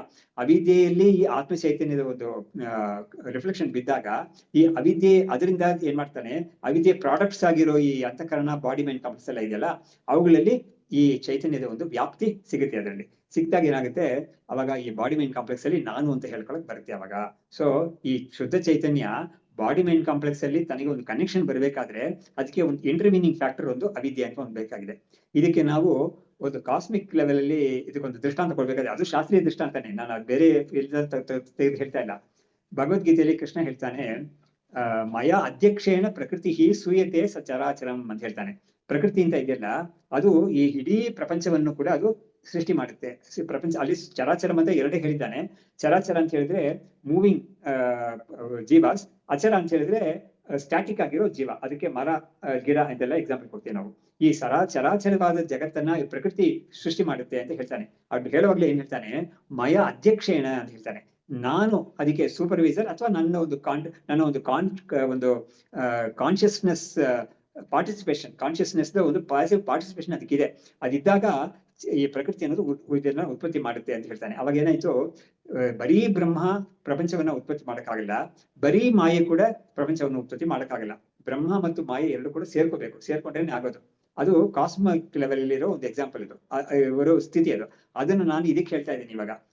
ಬರೀ ಚೈತನ್ಯವಾಗಿರೋ ಈ ಆತ್ಮ ಬಾಡಿ ಮೈಂಡ್ ಕಾಂಪ್ಲೆಕ್ಸ್ ಜೊತೆಗೆ ಸೇರ್ಕೊಳಕ್ ಆಗೋದೇ ಇಲ್ಲ, ಅದಕ್ಕೆ ಸಂಬಂಧ ಪಡ್ಕೊಳಕ್ ಆಗೋದೇ ಇಲ್ಲ. ಅದಕ್ಕೆ ಏನ್ ಮಾಡ್ಬೇಕಾಗಿದೆ, ಅವಿದ್ಯೆ ಅಂತ ಒಂದು ಇಂಟರ್ವೀನಿಂಗ್ ಫ್ಯಾಕ್ಟರ್ ಒಂದು ಬರ್ಬೇಕಾಗಿದೆ. ಅದ್ರ ಮುಖಾಂತರ ಈ ಚೈತನ್ಯಕ್ಕೆ ಈ ಒಂದು ಬಾಡಿ ಮೈಂಡ್ ಕಾಂಪ್ಲೆಕ್ಸ್ ಅಲ್ಲಿ ನಾನು ಅಂತ ಒಂದು ಬರಕ್ಕೆ ಸಾಧ್ಯತೆ ಇದೆ ಅನ್ನೋದನ್ನ ಇವರು ಅದನ್ನ ಶಾಸ್ತ್ರೀಯವಾಗಿ ಅದನ್ನೇ ತೋರಿಸ್ತಾ ಇದ್ರು. ಸ್ವಾಭಾಸ ಅವಿದ್ಯೋತ್ತ ಬುದ್ಧಿಯಾದಿ ವ್ಯಾಪ್ತಿ ವಿಭ್ರಮಾತೆ ತದಾತ್ಮತ್ವಾಭಿಮಾನಿ ಸನ್ನೆ ಅಹಮಿತಿ ಉಪಲಭ್ಯತೆ. ಅವಾಗ ಏನಾಯ್ತು, ತಾನು ನಿಜವಾಗ್ಲೂ ತಾನು ಶುದ್ಧ ಚೈತನ್ಯವಾಗೇ ಇದ್ದಾನೆ. ಅವನಿಗೆ ಏನಾಗಿದೆ, ಏನೋ ಒಂದು ಗ್ರಾಚಾರ ಅವಿದ್ಯೆ ಜೊತೆಗೆ ಒಂದು ಸಂಪರ್ಕ ಬದ್ಬಿಟ್ಟಿದೆ. ಅದು ಅವಿದ್ಯೆ ಸಂಪರ್ಕ ಬದ್ದಿದ್ದರಿಂದ ಏನಾಯ್ತು, ಅವಿದ್ಯೆಯ ಕಾರ್ಯವಾಗಿರೋ ಬಾಡಿ ಮೈಂಡ್ ಕಾಂಪ್ಲೆಕ್ಸ್ ಇದೆಯಲ್ಲ, ಅದ್ರ ಜೊತೆ ಈ ಸಂಬಂಧ ಮುಂದಕ್ಕೆ ಹೋಗುತ್ತೆ. ಅದು ಇದಕ್ಕೆ ನಮ್ಮ ಭಗವತ್ಪಾದರು ಒಂದು ಉದಾಹರಣೆ ಕೊಟ್ಟಿದ್ದಾರೆ. ಏನು ಅಂದ್ರೆ, ಇವಾಗ ಈ ಮರಕತ ಅಂತ ಒಂದು ಕಲ್ಲಿದೆಯಲ್ಲ, ಆ ಮರಕತ ಅನ್ನೋದು ನಿಜವಾದ ಅದು ಅಸಲ ಅಥವಾ ನಕಲಿನ ಅಂತ ತೀರ್ಮಾನ ಮಾಡಕ್ಕೆ ಅದನ್ನ ಹಳೆ ಕಾಲದಲ್ಲಿ ಒಂದು ಉಪಾಯ ಮಾಡ್ತಾ ಇದ್ದಂತೆ. ಒಂದು ಪಾತ್ರೆಯಲ್ಲಿ ಹಾಲು ಇಟ್ಬಿಟ್ಟು ಈ ಹಾಲಲ್ಲಿ ಆ ಕಲ್ಲನ್ನ, ಮರಕತ ಕಲ್ಲನ್ನ ಹಾಕ್ತಾರೆ. ಹಾಕಿದಾಗ ಅದು ಅದು ಅದು ಅಸಲಿ ಕಲ್ಲಾಗಿದ್ರೆ ಅವಾಗ ಏನಾಗುತ್ತೆ, ಆ ಹಾಲು ಪೂರ್ತಿ ಆ ಪ್ರಭೆ ಕಾಣಿಸ್ಕೊಡುತ್ತೆ. ಪ್ರಭೆ, ಆ ಮರಕದ ಕಲ್ಲಿನ ಪ್ರಭೆ ಆ ಹಾಲನ್ನು ಪೂರ್ತಿ ವ್ಯಾಪಿಸುತ್ತೆ, ಫುಲ್ ಆಗಿ ವ್ಯಾಪಿಸುತ್ತೆ. ಅದು ಅವಾಗ ಹಾಲು ನಮಗೆ ಒಂದು ಇಲ್ಯೂಮಿನ್ಡ್ ಮಿಲ್ಕ್ ಆಗಿ ನಮ್ಗೆ ಕಾಣಿಸ್ಕೊಳುತ್ತೆ. ಆವಾಗ ಆ ಕಲ್ಲು ಅಸಲಿ ಕಲ್ಲು ಅಂತ ತೀರ್ಮಾನ ಮಾಡ್ತಾರಂತೆ. ಅದನ್ನ ಭಗವತ್ಪಾದರು ಬೃಹದಾರಣ್ಯಕ ಭಾಷೆಯಲ್ಲಿ ಕೊಟ್ಟಿದ್ದಾರೆ, ಎಕ್ಸಾಂಪಲ್ ಕೊಟ್ಟಿದ್ದಾರೆ. ಅದೇ ತರ ಇಲ್ಲಿ ಕೂಡ ಏನಾಗಿದೆ, ಆತ್ಮ ಚೈತನ್ಯ ಅನ್ನೋದು ಅದು ಎಲ್ಲಾ ಕಡೆನೂ ವ್ಯಾಪ್ತವಾಗಿ ಇರೋದು, ಪ್ರಕಾಶ ನಾನು ಫಿಸಿಕಲ್ ಇಲ್ಯುಮಿನೇಷನ್ ಹೇಳ್ತಾ ಇಲ್ಲ. ಆ ಮರಕದ ಎಕ್ಸಾಂಪಲ್ ಅಲ್ಲಿ it is A light, but here it's not light really. But ಆದ್ರೂ ಕೂಡ ಇದು ಎಲ್ಲಾ ಕಡೆನೂ ಇದರದೊಂದು ವ್ಯಾಪ್ತಿ ಇರ್ಬೇಕು ಅಂತ ಹೇಳಿದ್ರೆ ಅದು it should come in the body mind complex. ಅದು ಬರ್ಬೇಕಾದ್ರೆ ಏನಾಯ್ತು, ಈ ಅವಿದ್ಯಾ ಅನ್ನೋ ಮೀಡಿಯಂ ಮುಖಾಂತರ ಈ ಆತ್ಮ ಚೈತನ್ಯ ಬಾಡಿ ಮೈಂಡ್ ಕಾಂಪ್ಲೆಕ್ಸ್ ಅಲ್ಲಿ ಪ್ರಸಾರ ಆಗ್ಬೇಕು. ಪ್ರಸಾರ ಆದಾಗ ಏನಾಗುತ್ತೆ, ನಾನು ಅಂತ ಆತ್ಮನಲ್ಲಿ ಮಾತ್ರ ಬುದ್ಧಿ ಬರ್ಬೇಕಾದಿದ್ದು ಈ ಅವಿದ್ಯೆ ಮುಖಾಂತರ ಏನಾಗುತ್ತೆ, ಅವನಿಗೆ ಈ ಬಾಡಿ ಮೈಂಡ್ ಕಾಂಪ್ಲೆಕ್ಸ್ ಅಲ್ಲಿ ನಾನು ಅಂತ ಬುದ್ಧಿ ಬಂದ್ಬಿಡುತ್ತೆ ಅನ್ನೋದನ್ನ ಇವರು ಈ ತರ ತೋರಿಸ್ತಾ ಇದ್ದಾರೆ. ಸೊ ಬಾಡಿ ಮೈಂಡ್ ಕಾಂಪ್ಲೆಕ್ಸ್ ಅಲ್ಲಿ ಹೇಗೆ ನಮಗೆ ನಾನು ಅಂತ ಬುದ್ಧಿ ಬರ್ತಾ ಇದೆ ಅಂತ ಹೇಳಿದ್ರೆ ಅವಿದ್ಯೆ ಒಂದು ಸಂಪರ್ಕದಿಂದ ನಮಗೆ ಬರ್ತಾ ಇದೆ ಅಂತ. ಸೊ ಬಾಡಿ ಮೈಂಡ್ ಕಾಂಪ್ಲೆಕ್ಸ್ ಜಡಾನೆ ಖಂಡಿತ, ಆದ್ರೆ ಆ ಜಡದಲ್ಲಿ ಒಂದು ಚೇತನ ಕಾಣಿಸ್ಕೊಳ್ತಾ ಇದೆ. ಹೇಗೆ ಕಾಣಿಸ್ಕೊಳ್ತಾ ಇದೆ ಅಂತ ಹೇಳಿದ್ರೆ ಅವಿದ್ಯೆ ಮುಖಾಂತರ ಕಾಣಿಸ್ಕೊಳ್ತಾ ಇದೆ. ಅದು ಹೇಗಾಗುತ್ತೆ ಅಂತ ಹೇಳಿದ್ರೆ ಅದಕ್ಕೊಂದು ಮೆಕ್ಯಾನಿಸಮ್ ಇವ್ರು ಕೊಟ್ಟಿರೋದು. ಅಂತಃಕರಣ ಅಂತ ಒಂದಿದೆಯಲ್ಲ, even though it is made of ಪಂಚಭೂತಾಸ್, ಈ ಅಂತಃಕರಣಕ್ಕೆ ಮಾತ್ರ ಒಂದು ಸಾಮರ್ಥ್ಯ ಇದೆ ಆತ್ಮ ಚೈತನ್ಯದ ಒಂದು ರಿಫ್ಲೆಕ್ಷನ್ ನ ಪಡ್ಕೊಳ್ಳಕ್ಕೆ ಸಾಮರ್ಥ್ಯ ಇದೆ. ಹೇಗೆ ಕನ್ನಡಿಗೆ ರಿಫ್ಲೆಕ್ಷನ್ ಪಡ್ಕೊಳ್ಳಕ್ಕೆ ಸಾಮರ್ಥ್ಯ ಇದೆ, ಬರೀ ಒಂದು ಚಪ್ಪಡಿ ಕಲ್ಲಿಗೆ ಅದು ಸಾಮರ್ಥ್ಯ ಇಲ್ಲ ಒಂದು ರಿಫ್ಲೆಕ್ಷನ್ ತಗೊಳಕ್ಕೆ. ಹಾಗೆ ಕನ್ನಡಿಗೆ ಮಾತ್ರ ಅಥವಾ ಪಾಲಿಶ್ ಗ್ರಾನೈಟ್ ಆದ್ರೂ ಆಗುತ್ತೆ ಅದಕ್ಕೆ. ಆದ್ರೆ ಅದೇ ತರ ಈ ಅಂತಃಕರಣ ಅನ್ನೋದು ಕೂಡ ಪಂಚಭೂತಗಳಿಂದ ಆಗಿದ್ರು ಕೂಡ it is design in such a way that it can take the reflection of the atman ಅಂತ ಶಾಸ್ತ್ರದಲ್ಲಿ ಕೊಟ್ಟಿರೋ ಪ್ರಕ್ರಿಯೆ ಅದು. ಹಾಗಾಗಿ ಆತ್ಮ ಚೈತನ್ಯ ಇದರಲ್ಲಿ ಅಂತಃಕರಣದಲ್ಲಿ ಬಿದ್ದು ಅದರ ಸಂಬಂಧ ಹತ್ತಿರದಲ್ಲಿ ಇರೋದ್ರಿಂದ ಆರ್ಗನ್ಸ್, ಸೆನ್ಸ್ ಆರ್ಗನ್ಸ್ಗೆ, ಮೋಟಾರ್ ಆರ್ಗನ್ಸ್ಗೆ, ಪ್ರಾಣಕ್ಕೆ, ಸ್ಥೂಲ ಶರೀರಕ್ಕೆ ಎಲ್ಲದಕ್ಕೂ ಕೂಡ ಟ್ರಾನ್ಸ್ಫಾರ್ಮರ್ ಇಂದ ಹೇಗೆ ಆ ಬಿಲ್ಡಿಂಗ್ ಅಲ್ಲಿ ಇರೋ ಎಲ್ಲ ಮನೆಗಳಿಗೂ ಪವರ್ ಕೊಡ್ತಾರೋ ಅದೇ ತರ ಈ ಹತ್ತಿರದಲ್ಲಿ ಇರೋದಕ್ಕೆ ಎಲ್ಲದಕ್ಕೂ ಸಿಗುತ್ತೆ ಅಂತ ಹೇಳಿ ಇಡೀ ಚೈತನ್ಯ ಶರೀರದಲ್ಲೂ ಕೂಡ ಒಬ್ಬನಿಗೆ ನಾನು ಅಂತ ಬುದ್ಧಿ ಬರಕ್ ಸಾಧ್ಯತೆ ಇದೆ ಅನ್ನೋದನ್ನ ಇದ್ರ ಮುಖಾಂತರ ಹೇಳಿದ್ರು ಅವರು. ಆಮೇಲೆ ಇವ್ರೇನ್ ಮಾಡ್ತಾ ಇದ್ರೆ, ಈ ಆತ್ಮ ಈ ಅಂತಃಕರಣ ಅನ್ನೋದು ಜಡವೇ ಆಗಿದ್ರು ಕೂಡ ಅದರಲ್ಲಿ ಹೇಗೆ ನಮ್ಗೆ ನಾನು ಅಂತ ಬುದ್ಧಿ ಬರ್ತಾ ಇದೆ ಅನ್ನೋದನ್ನ ಇವರು ವಿದ್ಯಾರಣ್ಯರು ತಮ್ಮ ಒಂದು ಇಂಟೆಲೆಕ್ಟ್ ಪ್ರಭಾವದಿಂದ, ಅಂದ್ರೆ ಆ ಬುದ್ಧಿ ಸಾಮರ್ಥ್ಯದಿಂದ ಅವ್ರು ಏನ್ ಮಾಡ್ತಾರೆ, ಬೇರೆ ಬೇರೆ ಎಕ್ಸಾಂಪಲ್ಸ್ ಮುಖಾಂತರ ತೋರಿಸ್ತಾ ಇದ್ದಾರೆ. ಯದ್ವಾ ಅಂತ ಹೇಳ್ಬಿಟ್ಟು ಬೇರೆ ಎಕ್ಸಾಂಪಲ್ ಕೊಡ್ತಾ ಇದ್ದಾರೆ. ಉಪಲಬ್ಧಿ ಮಾತ್ರೋಪಿ ವಿಜ್ಞಾನಾಧ್ಯಸ್ಥ ಕರ್ತೃತಾಂ ಪ್ರಾಪ್ಯ ಉಪಲಬ್ಧ ಸ್ಯಾತ್ ತೇನ ವಿಜ್ಞಾನಮಯ ಉಚ್ಯತೆ. ಹಾಗಾಗಿ ಇದು ಉಪಲಬ್ಧಿ ಮಾತ್ರೋಪಿ, ಈ ಆತ್ಮ ಚೈತನ್ಯ ಅನ್ನೋದು ಕೇವಲ ಚೈತನ್ಯವೇ ಆಗಿದ್ರು ಕೂಡ ವಿಜ್ಞಾನಾಧ್ಯಸ್ಥ ಕರ್ತೃತಾಂ ಅಂದ್ರೆ ಈ ಒಂದು ಅಂತಃಕರಣದಲ್ಲಿ ಅಧ್ಯಸ್ಥವಾಗಿರೋ ಒಂದು ಕರ್ತೃತ್ವ ಎಲ್ಲ ಇದೆಯಲ್ಲ, ಅದನ್ನ ಇಟ್ಕೊಂಡು ಅದೇನ್ ಮಾಡ್ತಾ ಇದೆ, ಪ್ರಾಪ್ಯ ಉಪಲಬ್ಧ ಸ್ಯಾತ್ ಅಂದ್ರೆ ಐ ಎಮ್ ಎ ನೋಯರ್ ಅಂತ ತಿಳ್ಕೊಳ್ಳೋವನು ಅಂತ ಆಗೋದು. ಆತ್ಮನಿಗೆ ನಿಜವಾಗ್ಲೂ ತಿಳ್ಕೊಳ್ಳೋವನು ಅಂತ ಒಂದು ಸಾಧ್ಯತೆಯೇ ಇಲ್ಲ. ಆತ್ಮ ಯಾವ್ದನ್ನು ತಿಳ್ಕೊಳಕ್ ಆಗೋದೇ ಇಲ್ಲ ಅದಕ್ಕೆ, ಯಾಕಂದ್ರೆ ಅದಕ್ಕೆ ಇಂದ್ರಿಯ ಏನು ಇಲ್ವೇ ಇಲ್ಲ, ಮನಸ್ಸು ಅದಕ್ಕೆ ಇಲ್ವೇ ಇಲ್ಲ, ತಿಳ್ಕೊಳಕ್ ಸಾಧ್ಯವೇನೇ ಇದೆ ಅದು. ಆದ್ರೆ ಆತ್ಮನು ತಿಳ್ಕೊಳ್ತಾನೆ ಅನ್ನೋದು ಯಾವಾಗ ಬರುತ್ತೆ ಅಂತ ಹೇಳಿದ್ರೆ ಈ ಅಂತಃಕರಣದ ಜೊತೆಗೆ ಒಂದು ಸಂಬಂಧ ಬಂದಾಗ ಅಂತಃಕರಣಕ್ಕೆ ಇರೋದು ಒಂದು ತಿಳುವಳಿಕೆ ಮುಖಾಂತರ ಆತ್ಮನಿಗೆ ಒಂದು ತಿಳುವಳಿಕೆ ಆಗುತ್ತೆ ಅಂತ ನಾವು ಔಪಚಾರಿಕವಾಗಿ ನಾವು ಹೇಳ್ತೀವಿ. ಅದನ್ನ ಹೇಳ್ತಾ ಇದ್ದಾರೆ ಇವರು. ಉಪಲಬ್ಧಿ ಮಾತ್ರೋಪಿ ಅಂದ್ರೆ ಕೇವಲ ಚೈತನ್ಯ ಇದು ಆತ್ಮ ಆಗಿದ್ರು ಕೂಡ ವಿಜ್ಞಾನ ಅಧ್ಯಸ್ಥ ಕರ್ತೃತ, ಈ ವಿಜ್ಞಾನಮಯದಲ್ಲಿ ಇರೋ ಒಂದು ಕರ್ತೃತ್ವ ಇದೆಯಲ್ಲ ಅದರ ಜೊತೆಗೆ ಒಂದು ಸೇರ್ಕೊಂಡು ಪ್ರಾಪ್ಯ ಉಪಲಬ್ಧ ಸ್ಯಾತ್, ಅದರಿಂದ ಇವನು ಈ ಆತ್ಮ ಅನ್ನೋದು ಕೂಡ ನೋಯರ್ ಅನ್ನೋ ಹೆಸರು ಪಡ್ಕೊಳ್ತಾನೆ. ತೇನ ವಿಜ್ಞಾನಮಯ ಉಚ್ಯತೆ, ಅದರಿಂದ ಈ ಒಂದು ಆ ಜೀವನಿಗೆ ವಿಜ್ಞಾನಮಯ ಅಂತ ಹೇಳ್ತೀವಿ, ಅಥವಾ ಅಂತಃಕರಣಿಗೆ ವಿಜ್ಞಾನಮಯ ಅಂತ ಹೇಳ್ತೀವಿ ಅಂತ. ಇವಾಗ ಇನ್ನೊಂದು ಎಕ್ಸಾಂಪಲ್ ಕೊಡ್ತಾರೆ. ಅದಕ್ಕೆ ಸ್ಫಟಿಕೋ ರಕ್ತತಾಂ ಪ್ರಾಪ್ಯ ಜಪಾಕುಸುಮ ಕಲ್ಪಿತಾಂ ಪದ್ಮರಾಗಾಯತೆ ತದ್ವತ್ ಉಪಲಬ್ಧತ್ವಂ ಆತ್ಮನಃ.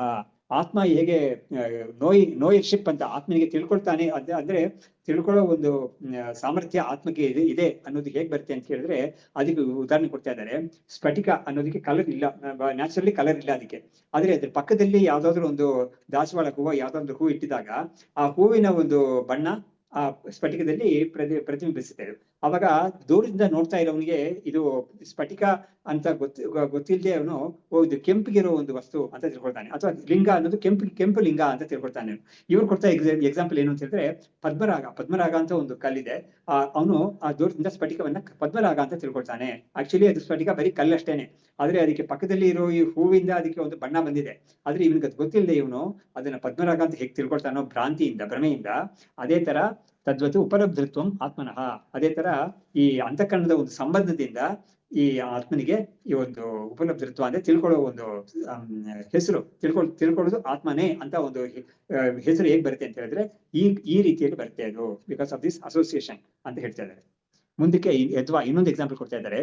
ಉಪಲಭ್ಯ ದೇಹಾದೇಹೇ ವಿಜ್ಞಾನೇನ ವಿವೇಚಿತಃ ಸ್ಯಾತ್ ವಿಜ್ಞಾನಮಯ ತೇನ ಪುರುಷಃ ಪರಿಪೂರ್ಣಾತ್. ಇವಾಗ ಎಕ್ಸಾಂಪಲ್ ಕೊಡ್ತಾ ಇಲ್ಲ, ಆದ್ರೆ ಆ ವಿಜ್ಞಾನಮಯಕ್ಕೆ ಅಂದ್ರೆ ಅಂತಃಕರಣಕ್ಕೆ ವಿಜ್ಞಾನಮಯ ಅಂತ ಹೆಸರು ಇನ್ನೊಂದು ಅರ್ಥದಲ್ಲಿ ಕೂಡ ಬರಕ್ ಸಾಧ್ಯತೆ ಇದೆ ಅಂತ ಹೇಳ್ಬಿಟ್ಟು ಅದು ಹೇಳ್ತಾ ಇದ್ದಾರೆ. ಯದ್ವಾ ಉಪಲಭ್ಯೋ ದೇಹಾದೇಹೇ ವಿಜ್ಞಾನೇನ ವಿವೇಚಿತಃ, ಅಂದ್ರೆ ಈ ಒಂದು ಆತ್ಮ ನಮ್ಗೆ ಯಾವಾಗ ಆತ್ಮನ ಒಂದು ಸರಿಯಾದ ತಿಳುವಳಿಕೆ ಬರುತ್ತೆ ಅಂತ ಹೇಳಿದ್ರೆ ಬಾಡಿ ಮೈಂಡ್ ಕಾಂಪ್ಲೆಕ್ಸ್ ಇಂದ ಆತ್ಮನ ಬೇರ್ಪಡಿಸಿ ನೋಡಿದಾಗ, if it is separated from body mind complex, ಆವಾಗ್ಲೇನೆ ನಮಗೆ ಆತ್ಮನ ಒಂದು ಜ್ಞಾನ ಸಿಗುತ್ತೆ ನಮಗೆ. ಅಂದ್ರೆ ಈವನ್ ಥಿಯರಿಟಿಕಲಿ ಆಲ್ಸೋ ನಮ್ಗೆ ಒಂದು ಅಂಡರ್ಸ್ಟ್ಯಾಂಡ್ ಆಗ್ಬೇಕಾದ್ರೆ ಅದ್ರ ಬಗ್ಗೆ ಬಾಡಿ ಮೈಂಡ್ ಕಾಂಪ್ಲೆಕ್ಸ್ ಇಂದ ಬೇರೆ ಇದೆ ಆತ್ಮ ಅಂತ ಒಂದು ತಿಳುವಳಿಕೆ ಬೇಕಾಗಿದೆ.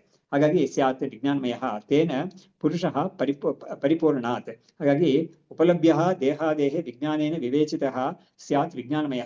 ಹಾಗಾಗಿ ವಿಜ್ಞಾನಮಯ ಅಂತ ಇವನು ಈ ದೇಹಾದಿಗಳಿಂದ ಬೇರ್ಪಡಿಸಿ ಆತ್ಮನ ತಿಳ್ಕೊಳ್ಳೋದು ಎಲ್ಲಾಗುತ್ತೆ ಅಂತ ಕೇಳಿದ್ರೆ ಈ ಒಂದು ಅಂತಃಕರಣದಲ್ಲಿ ಆ ಜ್ಞಾನ ಉಂಟಾಗುತ್ತೆ ಅವನಿಗೆ. ಈ ಆತ್ಮಸ್ವರೂಪ ಇಂಥದ್ದು, ದೇಹಾದಿಗಳ ಅಲ್ಲ ಅನ್ನೋದು ಜ್ಞಾನ ಅಂತಃಕರಣದಲ್ಲೇ ಉಂಟಾಗಬೇಕು. ಅದರಿಂದ ಈ ಅಂತಃಕರಣವನ್ನ ವಿಜ್ಞಾನಮಯ ಅಂತ ಕರಿಬಹುದು ನಾವು ಅಂತ ಇನ್ನೊಂದು ಅರ್ಥವನ್ನು ಕೊಡ್ತಾ ಇದ್ದಾರೆ. ಸೊ ಉಪಲಭ್ಯೋ ದೇಹಾದೇಹೇ ವಿಜ್ಞಾನೇನ ವಿವೇಚಿತಃ ಸ್ಯಾತ್ ವಿಜ್ಞಾನಮಯ ತೇನ ಪುರುಷಃ ಪರಿಪೂರ್ಣಾತ್. ಅದರಿಂದ ಏನಾಗುತ್ತೆ, ಇವನ್ನ ಪುರುಷ ಅಂತ ನಾವು ಕರಿತೀವಿ. ಯಾಕೆ ಅಂತ ಹೇಳಿದ್ರೆ ಆ ಪುರುಷ ಅನ್ನೋದೇ ಎಲ್ಲವನ್ನೂ ಪೂರ್ತಿ ಮಾಡುತ್ತೆ, ಎಲ್ಲವನ್ನೂ ತುಂಬುತ್ತೆ ಅನ್ನೋ ಕಾರಣದಿಂದ ತೇನೇದಂ ಪುರುಷೇಣ ಪೂರ್ಣಂ ಸರ್ವಂ ಅಂತ ಈ ನಕರ್ಮಣ ಪ್ರಜಯ ಅಂತ ಬರ್ತಲ್ಲ ಅದರಲ್ಲಿ ಬರುತ್ತೆ ಅದು. ಹಾಗಾಗಿ ಈ ಆತ್ಮಸ್ವರೂಪವೇ ಎಲ್ಲವನ್ನೂ ಅದಕ್ಕೆ ಸತ್ತ ಸ್ಫುರಣ ಎಲ್ಲ ಸಿಗ್ಬೇಕಾದ್ರೆ ಆತ್ಮದಿಂದಲೇ ಸಿಗ್ಬೇಕು ಅದಕ್ಕೆ. ಹಾಗಾಗಿ ಆತ್ಮ ಎಲ್ಲವನ್ನೂ ಪೂರ್ತಿ ಮಾಡ್ಕೊಂಡಿದೆ, ಅಂದ್ರೆ ಪೂರ್ಣವಾಗಿದೆ, ಎಲ್ಲವೂ ಕೂಡ ಆತ್ಮನಿಂದ ಪೂರ್ಣವಾಗಿದೆ. ಅದರಿಂದಲೇ ಸರ್ವ ಕಲ್ವಿದಂ ಬ್ರಹ್ಮ ಅಂತ ನಾವು ಹೇಳಕ್ಕಾಗೋದು. ಹಾಗಾಗಿ ಎಲ್ಲವೂ ಇದರಿಂದನೇ ಪೂರ್ಣವಾಗಿದೆ ಅನ್ನೋ ಕಾರಣದಿಂದ ಈ ಆತ್ಮನಿಗೆ ಪುರುಷ ಅಂತ ಒಂದು ಹೆಸರಿದೆ ಅನ್ನೋದನ್ನ ತಿಳಿಸಿದ್ರು. ಮುಂದಕ್ಕೆ ಅಶೇಷಾನ್ ಕಲ್ಪಿತಾನ್ ಏಷಃ ವಿಜ್ಞಾನಾದೀನ್ ಅನಾತ್ಮನಃ ಆತ್ಮ ಪೂರಯಿತಿ ಪ್ರತ್ಯಕ್ ಸರ್ಪಾದೀನ್ ರಶನ ಯಥಾ. ಹಾಗಾಗಿ ಇವರು ಅದಕ್ಕೊಂದು ಉದಾಹರಣೆ ಕೂಡ ಹೇಳ್ತಾ ಇದ್ದಾರೆ. ಅಶೇಷಾನ್ ಕಲ್ಪಿತಾನ್ ಏಷಃ ವಿಜ್ಞಾನಾದೀನ್, ಅಂದ್ರೆ ಈ ಮಾಯೆ ಅನ್ನೋದು ಬೇಕಾದಷ್ಟು ಇನ್ಸ್ಟ್ರೂಮೆಂಟ್ಸ್ ಎಲ್ಲವನ್ನು ಕಲ್ಪನೆ ಮಾಡಿದೆ. ಶರೀರ, ಮನಸ್ಸು, ಇಂದ್ರಿಯಗಳು, ಪ್ರಾಣ ಎಲ್ಲವನ್ನು ಕಲ್ಪನೆ ಮಾಡಿದೆ.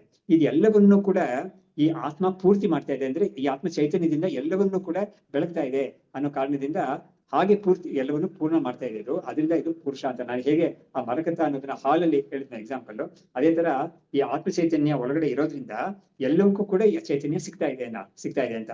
ಹಾಗಾಗಿ ಈ ರೀತಿಯಲ್ಲಿ ಅದೆಲ್ಲವನ್ನು ಪೂರ್ಣ ಮಾಡ್ತಾ ಇದೆ. ಯಾವ ಒಂದು ವಿಷಯಗಳನ್ನ ಇನ್ಸ್ಟ್ರೂಮೆಂಟ್ಸ್ ನ ಬಾಡಿ ಮೈಂಡ್ ಕಾಂಪ್ಲೆಕ್ಸ್ ನ ಪ್ರಕೃತಿ ಅನ್ನೋದು ಸೃಷ್ಟಿ ಮಾಡಿದ್ಯೋ ಅದು ಎಲ್ಲವನ್ನೂ ಕೂಡ ಈ ಆತ್ಮ ಅನ್ನೋದು ಎಲ್ಲವನ್ನು ಪೂರ್ತಿ ಮಾಡ್ತಾ ಇದೆ ಅನ್ನೋದನ್ನ ಹೇಳಿದ್ರು. ಅದಕ್ಕೆ ಉದಾಹರಣೆ ಏನ್ ಕೊಡ್ತಾ ಇದ್ದಾರೆ, ಸರ್ಪಾದೀನ್ ರಶನಾ ಯಥ ಅಂತ.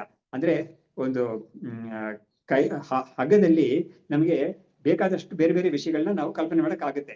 ಒಂದು ಹಗ್ಗವನ್ನ ಒಬ್ಬ ಅಲ್ಲಿ ಸಾಕಷ್ಟು ಬೆಳಕು ಇಲ್ಲದೆ ಇದ್ರೆ ಆ ಸಮಯದಲ್ಲಿ ಅವನು ಹಾವು ಅಂತ ಕಲ್ಪನೆ ಮಾಡ್ಬೋದು, ಒಂದು ಹೂಮಾಲೆ ಅಂತ ಕಲ್ಪನೆ ಮಾಡ್ಬೋದು, ಒಂದು ಕಡ್ಡಿ ಅಂತ ಕಲ್ಪನೆ ಮಾಡ್ಬೋದು, ಅಥವಾ ಒಂದು ಭೂಮಿಗೆ ಏನೋ ಒಂದು ಕ್ರ್ಯಾಕ್ ಬಿದ್ದಿದೆ ಅಂದ್ರೆ ಒಂದು ಬಿರ್ಕ್ ಬಿದ್ದಿದೆ ಅಂತ ಕಲ್ಪನೆ ಮಾಡ್ಬೋದು. ಹೀಗೆಲ್ಲ ಬೇಕಾದಷ್ಟು ಕಲ್ಪನೆ ಆಗುತ್ತಲ್ಲ. ಆದ್ರೆ ಅಷ್ಟು ಕಲ್ಪನೆಗೂ ಆಧಾರ ಯಾವುದು? ಹಗ್ಗ. ಹಾಗಾಗಿ ಹಗ್ಗ ಹೇಗೆ ಈ ನಾನಾ ಅಧ್ಯಸ್ಥ ವಸ್ತುಗಳನ್ನೆಲ್ಲ ಪೂರ್ತಿ ಮಾಡುತ್ತೋ ಆತರ ಈ ಆತ್ಮ ಅನ್ನೋದು ಎಲ್ಲವನ್ನು ಪೂರ್ತಿ ಮಾಡ್ತಾ ಇದೆ. ಅದ್ರ ಮೇಲೆ ಕಲ್ಪಿತವಾಗಿರೋ ಎಲ್ಲವನ್ನೂ ಕೂಡ ಆತ್ಮ ಪೂರ್ತಿ ಮಾಡ್ತಾ ಇದೆ ಅಂತ ತುಂಬಾ ಚೆನ್ನಾಗಿ ಅದ್ವೈತಕ್ಕೆ ತಗೊಂಡ್ಬಂದು ಅದನ್ನ ವೇದಾಂತದ ದೃಷ್ಟಾಂತವನ್ನು ತಗೊಂಡ್ಬಂದು ನಿಲ್ಲಿಸಿದ್ರು. ಯೋ ವಿಜ್ಞಾನಮಯ ತಸ್ಯ ದ್ವೈತಧೀಹಿ ಸ್ವಪ್ನ ಜಾಗ್ರತೋಹೋ ಅಸ್ತಿ ಸುಪ್ತೌ ತು ಸಾ ನ ಅಸ್ತಿ ಸ್ವಭಾವೋ ಅಸ್ಯ ಅತ್ರ ಕೋ ಭವೇತ್. ಹಾಗಾಗಿ ಇವಾಗ ಈ ವಿಜ್ಞಾನಮಯ ಅಂತ ಯಾವ್ದಿದ್ಯೋ ತಸ್ಯ ದ್ವೈತಧೀಹಿ ಸ್ವಪ್ನ ಜಾಗೃತೋಹೋ ನಾಸ್ತಿ. ಇವಾಗ ವಿಜ್ಞಾನಮಯ ಅನ್ನೋದು ಜೀವ ಅಂತ ತೀರ್ಮಾನ ಆಯ್ತು. ಆ ಜೀವನಿಗೆ ಸುಷುಪ್ತಿ ಮತ್ತು ಜಾಗೃತ ಅವಸ್ಥೆಗಳಲ್ಲಿ ಈ ದ್ವೈತ ಬುದ್ಧಿ ಇದೆ, ಅವನಿಗೆ ಇದೆ. ಆದ್ರೆ ಸುಷುಪ್ತಿನಲ್ಲಿ ದ್ವೈತ ಬುದ್ಧಿ ಇಲ್ಲ. ಯಾಕಂದ್ರೆ ಸುಷುಪ್ತಿನಲ್ಲಿ ಏನಾಗಿದೆ, ಇಂದ್ರಿಯಗಳು ಯಾವ್ದು ಕೆಲಸ ಮಾಡದೇ ಇರೋದ್ರಿಂದ ಹೊರಗಡೆ ಇರೋ ವಸ್ತುಗಳೆಲ್ಲ ಅದರ ಒಂದು ಗ್ರಹಣ ಆಗೋದೇ ಇಲ್ಲ ಸುಷುಪ್ತಿನಲ್ಲಿ. ಆದ್ರೆ ಎಚ್ಚರ ಮತ್ತು ಸ್ವಪ್ನಾವಸ್ಥೆಗಳಲ್ಲಿ ಅಂತಃಕರಣ ಮತ್ತು ಇಂದ್ರಿಯಗಳೆಲ್ಲ ಕೆಲಸ ಮಾಡ್ತಾ ಇರೋದ್ರಿಂದ ವಿಷಯ ಗ್ರಹಣ ಎಲ್ಲ ಆಗ್ತಾ ಇದೆ. ಅದರಿಂದ ದ್ವೈತ ಗ್ರಹಣ ಅನ್ನೋದು ದಟ್ ಈಸ್ ನಾನಾತ್ವ ಅನ್ನೋದನ್ನ ತಿಳ್ಕೊಳ್ಳೋಕೆ ಜೀವನಿಗೆ ಆಗ್ತಾ ಇದೆ ಯಾವಾಗ ಜಾಗೃತ ಮತ್ತು ಸ್ವಪ್ನದಲ್ಲಿ. ಸುಷುಪ್ತಿನಲ್ಲಿ ಅದಿರೋದಿಲ್ಲ. ಅದರಿಂದ ಸ್ವಭಾವೋ ಅತ್ರ ಕೋ ಭವೇತ್. ಅದರಿಂದ ಈ ನಿಜವಾದ ಒಂದು ಭೋಕ್ತ ಅನ್ನೋದು ಯಾರಾಗಿರೋಕ್ ಸಾಧ್ಯ ಅನ್ನೋದನ್ನ ಒಂದು ಪ್ರಶ್ನೆ ಮಾಡ್ಕೊಂಡು ಅದಕ್ಕೆ ಉತ್ತರ ಕೊಡಕ್ಕಾಗಿನೇ ಇವನ್ ಏನ್ ಮಾಡಿದ್ದಾನೆ, ಸುಷುಪ್ತಿ ಎಕ್ಸಾಂಪಲ್ ನ ತಗೊಂಡು ಈ ತರ ಒಂದು ತೀರ್ಥ ಅವನಿಗೆ ತೋರಿಸ್ಕೊಟ್ಟಿದ್ದಾನೆ ಅಂತ ಹೇಳಿದ್ರು. ವರ್ಣ ವ್ಯತಿರೇಕದಿಂದ ತೋರಿಸ್ತಾನೆ ಅಂತ. ತಸ್ಯ ಸ್ವಭಾವಂ ನಿರ್ಣೇತುಂ ಸುಪ್ತೌ ಕ್ವ ಅಭೂತ್ ಅಯಂ ಪುನಃ ಕುತಃ ಆಗಾತ್ ಇಮಂ ದೇಹಂ ಇತಿ ಏತತೆ ಇಹ ಚಿಂತ್ಯತೆ. ಅದರಿಂದ ಸುಷುಪ್ತಿ ಸಮಯದಲ್ಲಿ ಈ ಜೀವ ಎಲ್ಲಿಂದ ಬಂದ ಈ ಶರೀರಕ್ಕೆ ಎಲ್ಲಿ ಬಂದು ಸೇರ್ಕೊಂಡಿದ್ದಾರೆ. ಯಾಕಂದ್ರೆ ಸುಷುಪ್ತಿ ಸಮಯದಲ್ಲಿ ಬಾಡಿ ಕಾನ್ಶಿಯಸ್ನೆಸ್ ಇರೋದಿಲ್ಲ. ಎಚ್ಚರ ಆಗಿದ್ದಾಗ ಬಾಡಿ ಕಾನ್ಶಿಯಸ್ನೆಸ್ ಇರುತ್ತೆ ಅವನಿಗೆ. ಅವಾಗ ಏನಾಯ್ತು, ಸುಷುಪ್ತಿ ಸಮಯದಲ್ಲಿ ಅವನು ಈ ದೇಹವನ್ನು ಬಿಟ್ಟು ಹೋಗಿದ್ದಾನೆ ಅಂತ ಹೇಳ್ಬೇಕಾಗುತ್ತೆ. ಆ ಎಚ್ಚರ ಆಗಿದಾಗ ಈ ದೇಹದಲ್ಲಿ ಬಂದು ಸೇರ್ಕೊಳ್ತಾನೆ ಅಂತ ಆಗುತ್ತೆ. ಅವಾಗ ಸುಷುಪ್ತಿ ಸಮಯದಲ್ಲಿ ಎಲ್ಲಿಂದ ಬಂದು ಸೇರ್ಕೊಂಡ ಇವನು ಅಂತ ಆ ಸೋರ್ಸ್ ನಮ್ಗೆ ತಿಳ್ಕೊಂಡ್ರೆ ಅದು ಇವನ ನಿಜವಾದ ಸ್ವಭಾವ ಅಂತ ನಮ್ಗೆ ಗೊತ್ತಾಗುತ್ತೆ. ಈ ಜೀವನ ನಿಜವಾದ ಸ್ವಭಾವ ಯಾವುದು ಅಂತ ನಮ್ಗೆ ತೀರ್ಮಾನ ಮಾಡ್ಬೇಕಾದ್ರೆ ಸುಷುಪ್ತಿ ಸಮಯದಲ್ಲಿ ಅವನು ಎಲ್ಲಿ ಹೋಗಿ ಸೇರ್ಕೊಂಡಿದ್ದ, ಎಲ್ಲಿಂದ ಅವನು ಬಂದ ಅಂತ ಗೊತ್ತಾದ್ರೆ ನಮ್ಗೆ ಅದನ್ನ ಕಂಡಿಡಿಯಕ್ಕಾಗುತ್ತೆ ಅಂತ ನಮ್ಗೆ ಆ ಒಂದು ಯುಕ್ತಿಯನ್ನು ಇಟ್ಕೊಂಡು, ಆ ಉಪನಿಷತ್ ಹೇಳೋ ಯುಕ್ತಿನೇ ಇದು. ಅದನ್ನ ಇಟ್ಕೊಂಡು ನಾವು ಇವನ ಸ್ವಭಾವ ಎಂತದ್ದು ತೀರ್ಮಾನ ಮಾಡ್ಬೋದು. ಅಂದ್ರೆ ದಿಸ್ ಜೀವಾಸ್ real state or real nature, whether it is endowed with body mind complex or it is pure consciousness alone ಅನ್ನೋದನ್ನ ನಮ್ಗೆ ತೀರ್ಮಾನ ಮಾಡ್ಕೊಳ್ಳೋಕೆ ಈ ಸುಷುಪ್ತಿ ಡೆಮಾನ್ಸ್ಟ್ರೇಷನ್ ತುಂಬಾ ಯೂಸ್ಫುಲ್ ಆಗಿರುತ್ತೆ ಅಂತ ಉಪನಿಷತ್ ಆತರ ಮಾಡ್ತಾ ಇದೆ. ಯಾಕಂದ್ರೆ ಸುಷುಪ್ತಿ ಸಮಯದಲ್ಲಿ ಶರೀರಾಭಿಮಾನ ಇಲ್ಲ ಅವನಿಗೆ. ಆದ್ರೆ ಎಚ್ಚರ ಆಗಿದ ತಕ್ಷಣ ಶರೀರ ಅಭಿಮಾನ ಬಂದ್ಬಿಡುತ್ತೆ ಅವನಿಗೆ. ಅವಾಗ ಇವನು ಎಲ್ಲಿದ್ದ ಸುಷುಪ್ತಿನಲ್ಲಿದ್ದಾಗ ಎಲ್ಲಿದ್ದ ಇವನು ನಿಜವಾಗ್ಲೂ, ಅಲ್ಲಿಂದ ಎಲ್ಲಿಗೆ ಬಂದ ಅಂತ ಹೇಳಿದ್ರೆ ಅವಾಗ ಏನಾಗುತ್ತೆ ಅಂತ ಹೇಳಿದ್ರೆ ಇವನ ಒಂದು ರಿಯಲ್ ನೇಚರ್ ಸುಷುಪ್ತಿನಲ್ಲಿ ಇರೋ ನೇಚರ್ ಇವನ ರಿಯಲ್ ನೇಚರ್ ಅಂತ ನಾವು ತಿಳ್ಕೊಬೇಕಾಗುತ್ತೆ. ಇದರಿಂದ ನಾವು ಅವಿದ್ಯೆ ಅನ್ನೋದು ಇದೆ ಅನ್ನೋದೆಲ್ಲ ಹೇಳ್ತಾ ಇಲ್ಲ. ಅವನ್ ರಿಯಲ್ ನೇಚರ್ ಬ್ರಹ್ಮ ಅಂತ ಹೇಳಬೇಕಾಗಿದೆ. ಯಾಕಂದ್ರೆ ಸುಷುಪ್ತಿನಲ್ಲಿ ಎಲ್ಲರೂ ಕೂಡ ಆ ಬ್ರಹ್ಮದಲ್ಲಿ ಹೋಗಿ ಲೈವ್ ಆಗ್ತಾ ಇದ್ದಾರೆ ಅಂತ ಉಪನಿಷತ್ ನಮಗೆ ತೋರಿಸ್ಕೊಡ್ತಾ ಇದೆ. ಅದರಿಂದ ಇವನ್ ರಿಯಲ್ ನೇಚರ್, ಬ್ರಹ್ಮವೇ ಇವನ್ ರಿಯಲ್ ನೇಚರ್ ಅನ್ನೋದನ್ನ ತೋರಿಸ್ಕೊಡಕ್ಕಾಗಿ ಈ ರೀತಿಯಲ್ಲಿ ಒಂದು ಸುಷುಪ್ತಿ ಎಕ್ಸಾಂಪಲ್ ನ ತಗೊಂಡು ಹೇಳ್ತಾರೆ. ಬುದ್ಧೌ ಅಕ್ಷೇಷು ಚ ಆತ್ಮ ಅಯಂ ಚಿದ್ರೂಪ ಪ್ರತಿಬಿಂಬತಿ ತಾದೃಕ್ ಬುದ್ಧೀಂದ್ರಿಯೋಪಾಧಿ ಜಾಗೃತಿ ಆತ್ಮ ಇತಿ ಭಣ್ಯತೆ. ಹಾಗೆ ಬುದ್ಧೌ ಅಕ್ಷೇಷು ಚ ಅಂದ್ರೆ ಬುದ್ಧಿನಲ್ಲಿ ಮತ್ತು ಇಂದ್ರಿಯಗಳಲ್ಲಿ ಎಲ್ಲದ ಕಡೆನೂ ಆತ್ಮ ಅಯಂ ಚಿದ್ರೂಪ ಪ್ರತಿಬಿಂಬತಿ, ಬುದ್ಧಿಯಲ್ಲಿ ಮತ್ತು ಇಂದ್ರಿಯಗಳ ಎಲ್ಲ ಕಡೆನೂ ಈ ಆತ್ಮ ಪ್ರತಿಫಲಿಸ್ತಾ ಇದ್ದಾನೆ. ತಾದೃಕ್ ಬುದ್ಧೀಂದ್ರಿಯೋಪಾಧಿ ಜಾಗೃತಿ ಆತ್ಮ ಇತಿ ಭಣ್ಯತೆ. ಹಾಗಾಗಿ ಬುದ್ಧಿ ಮತ್ತು ಇಂದ್ರಿಯಗಳ ಜೊತೆಗೆ ಒಂದು ಅಭಿಮಾನ ಇಟ್ಕೊಂಡಿರೋನು ಅವನು ಎಚ್ಚರವಾಗಿದ್ದಾನೆ ಅಂತ ನಾವು ಹೇಳ್ತಾ ಇದ್ದೀವಿ. ಈ ಆತ್ಮನೇ ಎಚ್ಚರವಾಗಿರೋದು. ಹೇಗೆ ಎಚ್ಚರವಾಗಿರೋದು? ಆತ್ಮನಿಗೆ ನಿಜವಾಗ್ಲೂ ಎಚ್ಚರಾವಸ್ಥೆ, ಸ್ವಪ್ನಾವಸ್ಥೆ, ಸುಷುಪ್ತಿ ಅವಸ್ಥೆಗಳು ಯಾವ್ದು ಇಲ್ವೇ ಇಲ್ಲ. ಜೀವನಿಗಿದೆ ಇದು. ಆದ್ರೆ ಜೀವನ ನಾವು ಕಟ್ಟಿಗೆ ಅಂತ ಹೇಳ್ತಾ ಇಲ್ಲ, ಅವನ್ನ ನಾವು ಆತ್ಮ ಅಂತ ಹೇಳ್ತಾ ಇದ್ದೀವಿ. ಹಾಗಾಗಿ ಈ ಆತ್ಮನಿಗೆ ಈ ಒಂದು ಜಾಗೃತ ಅವಸ್ಥೆ ಅನ್ನೋದು ಹೇಗ್ ಬಂತು ಅಂತ ಹೇಳಿದ್ರೆ ಈ ಬುದ್ಧಿ ಮತ್ತು ಇಂದ್ರಿಯಗಳು ಇವ್ರ ಜೊತೆಗೆ ಒಂದು ಅಭಿಮಾನ ಇಟ್ಕೊಂಡಿರೋದ್ರಿಂದ ಅದಕ್ಕೆ ಜಾಗೃತ ಅವಸ್ಥೆ ಅಂತ ಬಂತು ಅಂತ ಹೇಳಿದ್ರು. ಕರ್ಮಕ್ಷಯೇ ಬುದ್ಧಿ ಅಕ್ಷೈ ಸಹ ಅಜ್ಞಾನೇ ವಿಲೀಯತೆ ಚೈತನ್ಯ ಪ್ರತಿಬಿಂಬ ಚ ಲೀಯಂತೆ ಸ್ವಾಶ್ರಯಾನ್ ಅನು ಅಂತ. ಇವಾಗ ಏನಾಗುತ್ತೆ, ಕರ್ಮಕ್ಷಯ ಅವ್ನಿಗೆ ಆ ದಿವಸದ ಕರ್ಮಗಳೆಲ್ಲ ನಾವು ಮುಂಚೆ ಒಂದ್ಸತಿ ನೋಡಿದೀವಲ್ವಾ. ಈ ಪ್ರಾರಬ್ಧ ಕರ್ಮ ಅನ್ನೋದು ಒಂದು ಜೀವನಿಗೆ ಅವನ ಒಂದು ಜೀವಿತ ಅವಸ್ಥೆಯಲ್ಲಿ ಅಂದ್ರೆ ಜೀವಿತ ಅವಧಿಯಲ್ಲಿ ಒಬ್ಬನಿಗೆ ಒಂದು 85 ವರ್ಷ ಅಥವಾ 90 ವರ್ಷ ಅವ್ನು ಬದುಕಿರ್ಬೇಕು ಅಂತ ಹೇಳಿದ್ರೆ ಅಷ್ಟು ಕಾಲ ಅವನಿಗೆ ಪ್ರಾರಬ್ಧ ಕರ್ಮ ಸ್ಟಾರ್ಟ್ ಆಗಿದೆ. ಅವನಿಗೆ ಸ್ಟಾರ್ಟ್ ಆಗಿ ಅದೆಲ್ಲ ಅವನು ಭೋಗಿಸ್ತಾ ಇರ್ತಾನೆ. ಅದು ಪ್ರತಿ ದಿವಸದಲ್ಲೂ ಕೂಡ ಈ ತರ ಒಂದು ಆಗುತ್ತೆ ಅಂತ ನಾವು ನೋಡ್ಕೋಬೇಕು. ಅಂದ್ರೆ ಪ್ರತಿ ದಿವಸ ಕೂಡ ಅವನಿಗೆ ಆವತ್ತಿನ ದಿವಸಕ್ಕೆ ಒಂದು ಪ್ರಾರಬ್ಧ ಕರ್ಮ ಅನ್ನೋದು ಅದರ ಅಂಶದೇ ಒಂದು ಪ್ರಾರಬ್ಧ ಕರ್ಮ ಅಂಶ ಸ್ಟಾರ್ಟ್ ಆಗುತ್ತೆ ಅವನಿಗೆ. ಅವನು ಆ ದಿವಸದಲ್ಲಿ ಬೇಕಾದಷ್ಟು ಕೆಲಸಗಳೆಲ್ಲ ಮಾಡಿ ಅವನಿಗೆ ಸುಸ್ತಾಗ್ತಾನೆ, ಮಲಗಬೇಕು ಅಂತ ಹೋಗ್ತಾನೆ. ಹೋದಾಗ ಏನಾಗುತ್ತೆ, ತಕ್ಷಣ ಡೀಪ್ ಸ್ಲೀಪ್ ಅನ್ನೋದು ಬರೋದಿಲ್ಲ, ಸ್ವಪ್ನ ಅಂತ ಸ್ವಲ್ಪ ಹೊತ್ತು ಬರುತ್ತೆ. ಆ ಸ್ವಪ್ನದಲ್ಲೂ ಸ್ವಲ್ಪ ಪ್ರಾರಬ್ಧ ಕರ್ಮವನ್ನು ಅನುಭವಿಸ್ತಾನೆ. ಅದು ಆದ್ಮೇಲೆ ಅದು ಕ್ಷೇಮ ಆದ್ಮೇಲೆ ಸುಷುಪ್ತಿಗೆ ಹೋಗ್ತಾನೆ ಅಂತ ಒಂದು ಉಪನಿಷತ್ ಒಂದು ಕ್ರಮವನ್ನು ಕೊಡುತ್ತೆ. ಅದು ಆದ್ಮೇಲೆನೆ ಅವನಿಗೆ ಸುಷುಪ್ತಿಗೆ ಹೋಗೋದು. ಅವಾಗ ನೋಡಿ, ಅವಾಗ್ಲೂ ಕೂಡ ಅವನಿಗೆ ಸ್ವಪ್ನವೂ ಆಯ್ತು. ಸ್ವಪ್ನ ಆದ್ಮೇಲೆ ಮತ್ತೆ ಅವನಿಗೆ ಎಚ್ಚರವೇ ಆಯ್ತು ಅಂತ ಹೇಳಿದ್ರೆ ಅವಾಗ ಏನಾಯ್ತು ಅಂದ್ರೆ ಅವನಿಗೆ ಪ್ರಾರಬ್ಧ ಇನ್ನು ಕಂಟಿನ್ಯೂ ಆಗ್ತಾ ಇದೆ, ಅದು ಮುಗ್ದಿಲ್ಲ ಅವತ್ತಿಗೆ ಅಂತ ಆಗುತ್ತೆ. ಅದು ಆ ತರ ಆಗುತ್ತೆ ಅದು. ಸೊ ಮುಗಿದಾಗ ಅಂದ್ರೆ ಏನು ಅನ್ವಯ ವ್ಯತಿರೇಕ ಅಷ್ಟೇನೆ. ಅಂದ್ರೆ ಇದಕ್ಕೆ ಏನ್ ಹೇಳ್ತಾರೆ, ಇದಕ್ಕೊಂದು ಅನುಮಾನ ಮಾಡ್ತಾರೆ ಈ ಕಲ್ಪನೆಯನ್ನ. ಹೇಗ್ ಮಾಡ್ತಾರೆ ಅಂದ್ರೆ, ಇವನು ನಿದ್ದೆ ಮಾಡ್ಬಿಟ್ಟ ಅಂತ ಹೇಳಿದ್ರೆ ಅವನಿಗೆ ಆವತ್ತಿನ ದಿವಸದ ಕರ್ಮಕ್ಷಯ ಆಯ್ತು ಅಂತ ಅರ್ಥ. ನಿದ್ದೆ ಆಗ್ಲಿಲ್ಲ ಅಂತ ಹೇಳಿದ್ರೆ ಕರೆಕ್ಟ್ ಹೌದು. ಹಾಗಾಗಿ ಅವನಿಗೆ ನಿದ್ದೆ ಆಗದೆ ಹೋದ್ರೆ, ನಿದ್ದೆ ಬರ್ದೆ ಹೋದ್ರೆ ಅವನಿಗೆ ಪ್ರಾರಬ್ಧ ಕ್ಷಯ ಆಗ್ಲಿಲ್ಲ ಅವತ್ತಿನದಕ್ಕೆ ಅಂತ ಏನಾದ್ರೂ ಯೋಚನೆ ಮಾಡ್ತಾ ಇರ್ತಾನೆ, ಹಳೆಯ ನಡೆದಿದ್ದ ವಿಷಯಗಳೆಲ್ಲ ಥಿಂಕ್ ಮಾಡ್ತಾ ಇರ್ತಾನೆ, ಅದನ್ನ ಮತ್ತೆ ಮೆಲ್ಕಾಗ್ತಾ ಇರ್ತಾನೆ. ಅದರಿಂದ ಸುಖ ದುಃಖ ಎರಡೂ ಬರ್ಬೋದು ಅವನಿಗೆ. ಒಳ್ಳೆ ವಿಷಯಗಳನ್ನ ಅವನು ಮುಂಚೆ ಆಗಿದ್ದು ಒಳ್ಳೆ ವಿಷಯಗಳನ್ನ ನಾವು ನೆನಪು ಮಾಡ್ಕೊಂಡ್ರೆ ಅದರಿಂದ ಸಂತೋಷ ಬರ್ತೇವೆ ಅವನಿಗೆ ಮತ್ತೆ. ಆದ್ರೆ ಹಿಂದೆ ನಡೆದಿದ್ದೇ ಒಂದು ದುಃಖವನ್ನು ಅಥವಾ ಬೇರೆ ಇವನಿಗೆ ಆಗಿದ ಅವಮಾನವನ್ನು ಅಥವಾ ಇವನಿಗೆ ಆಗಿದ ಒಂದು ನಷ್ಟವನ್ನು ಇವನು ಮತ್ತೆ ನೆನಪು ಮಾಡ್ಕೊಳ್ತಾ ಇದ್ದಾನೆ ಅಂದ್ರೆ ಅವನಿಗೆ ದುಃಖವೇ ಉಂಟಾಗುತ್ತೆ. ಅವಾಗ ಏನಾಯ್ತು, ಆ ದುಃಖ ಪ್ರಾರಬ್ಧ ಅನ್ನೋದು ಅವನಿಗೆ ಇನ್ನು ಮುಗ್ದಿಲ್ಲ ಅಂತ ಆಯ್ತದು. ಸುಖ ಪ್ರಾರಬ್ಧನು ಅದೇ ತರ ಆಗುತ್ತೆ. ಸೊ ಪ್ರಾರಬ್ಧ ಮುಗೀತು ಅಂತ ಹೇಳಿದ್ರೆ ನಿದ್ದೆಗೆ ಹೋಗ್ತಾನೆ ಅಂತ. ಅವನ ಪ್ರಾರಬ್ಧ ಮುಗಿದಿಲ್ಲ ಅಂತ ಹೇಳಿದ್ರೆ ನಿದ್ದೆಗೆ ಹೋಗಿಲ್ಲ ಅಂತ ಹೇಳಿದ್ರೆ ಪ್ರಾರಬ್ಧ ಮುಗಿದಿಲ್ಲ ಅಂತ ಅರ್ಥ. ಸೊ ಹೀಗೆ ತೀರ್ಮಾನ ಮಾಡ್ತಾರೆ ಇದನ್ನ. ಸೊ ಹೀಗೆ ಕರ್ಮಕ್ಷಯೇ ಬುದ್ಧಿ ಅಕ್ಷೈ ಸಹ ಅಜ್ಞಾನೇ ವಿಲೀಯತೆ ಚೈತನ್ಯ ಪ್ರತಿಬಿಂಬಶ್ಚ ಲೀಯಂತೆ ಸ್ವಾಶ್ರಯಾನ್ ಅನು. ಹಾಗಾಗಿ ಈ ಒಂದು ಇಂದ್ರಿಯಗಳು ಎಲ್ಲವೂ ಕೂಡ ಲೈವ್ ಆಗಿ ಹೋಗುತ್ತೆ ಅಂತ ಹೇಳಿದ್ರು. ಅದರಲ್ಲಿ ಸುಷುಪ್ತಿ ಸಮಯದಲ್ಲಿ ಅಜ್ಞಾನದ ಲೈವ್ ಆಗುತ್ತೆ ಅಂತ. ಆಮೇಲೆ ಹೇಗೆ ಅವನು ಹೆಸರು ಆಗ್ತಾನೆ, ಹೇಗೆ ಅವನು ಎಲ್ಲಿಂದ ಬರ್ತಾನೆ ಅನ್ನೋ ವಿಚಾರವನ್ನ ಮುಂದಕ್ಕೆ ಮಾಡ್ತಾರೆ. ಅದನ್ನ ನೆಕ್ಸ್ಟ್ ಕ್ಲಾಸ್ ಅಲ್ಲಿ ನಾವು ತಗೋಣ. ಇಲ್ಲಿಗೆ ನಿಲ್ಲಿಸೋಣ.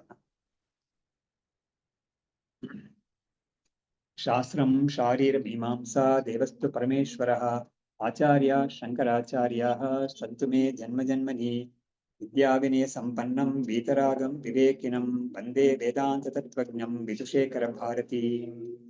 ಓಂ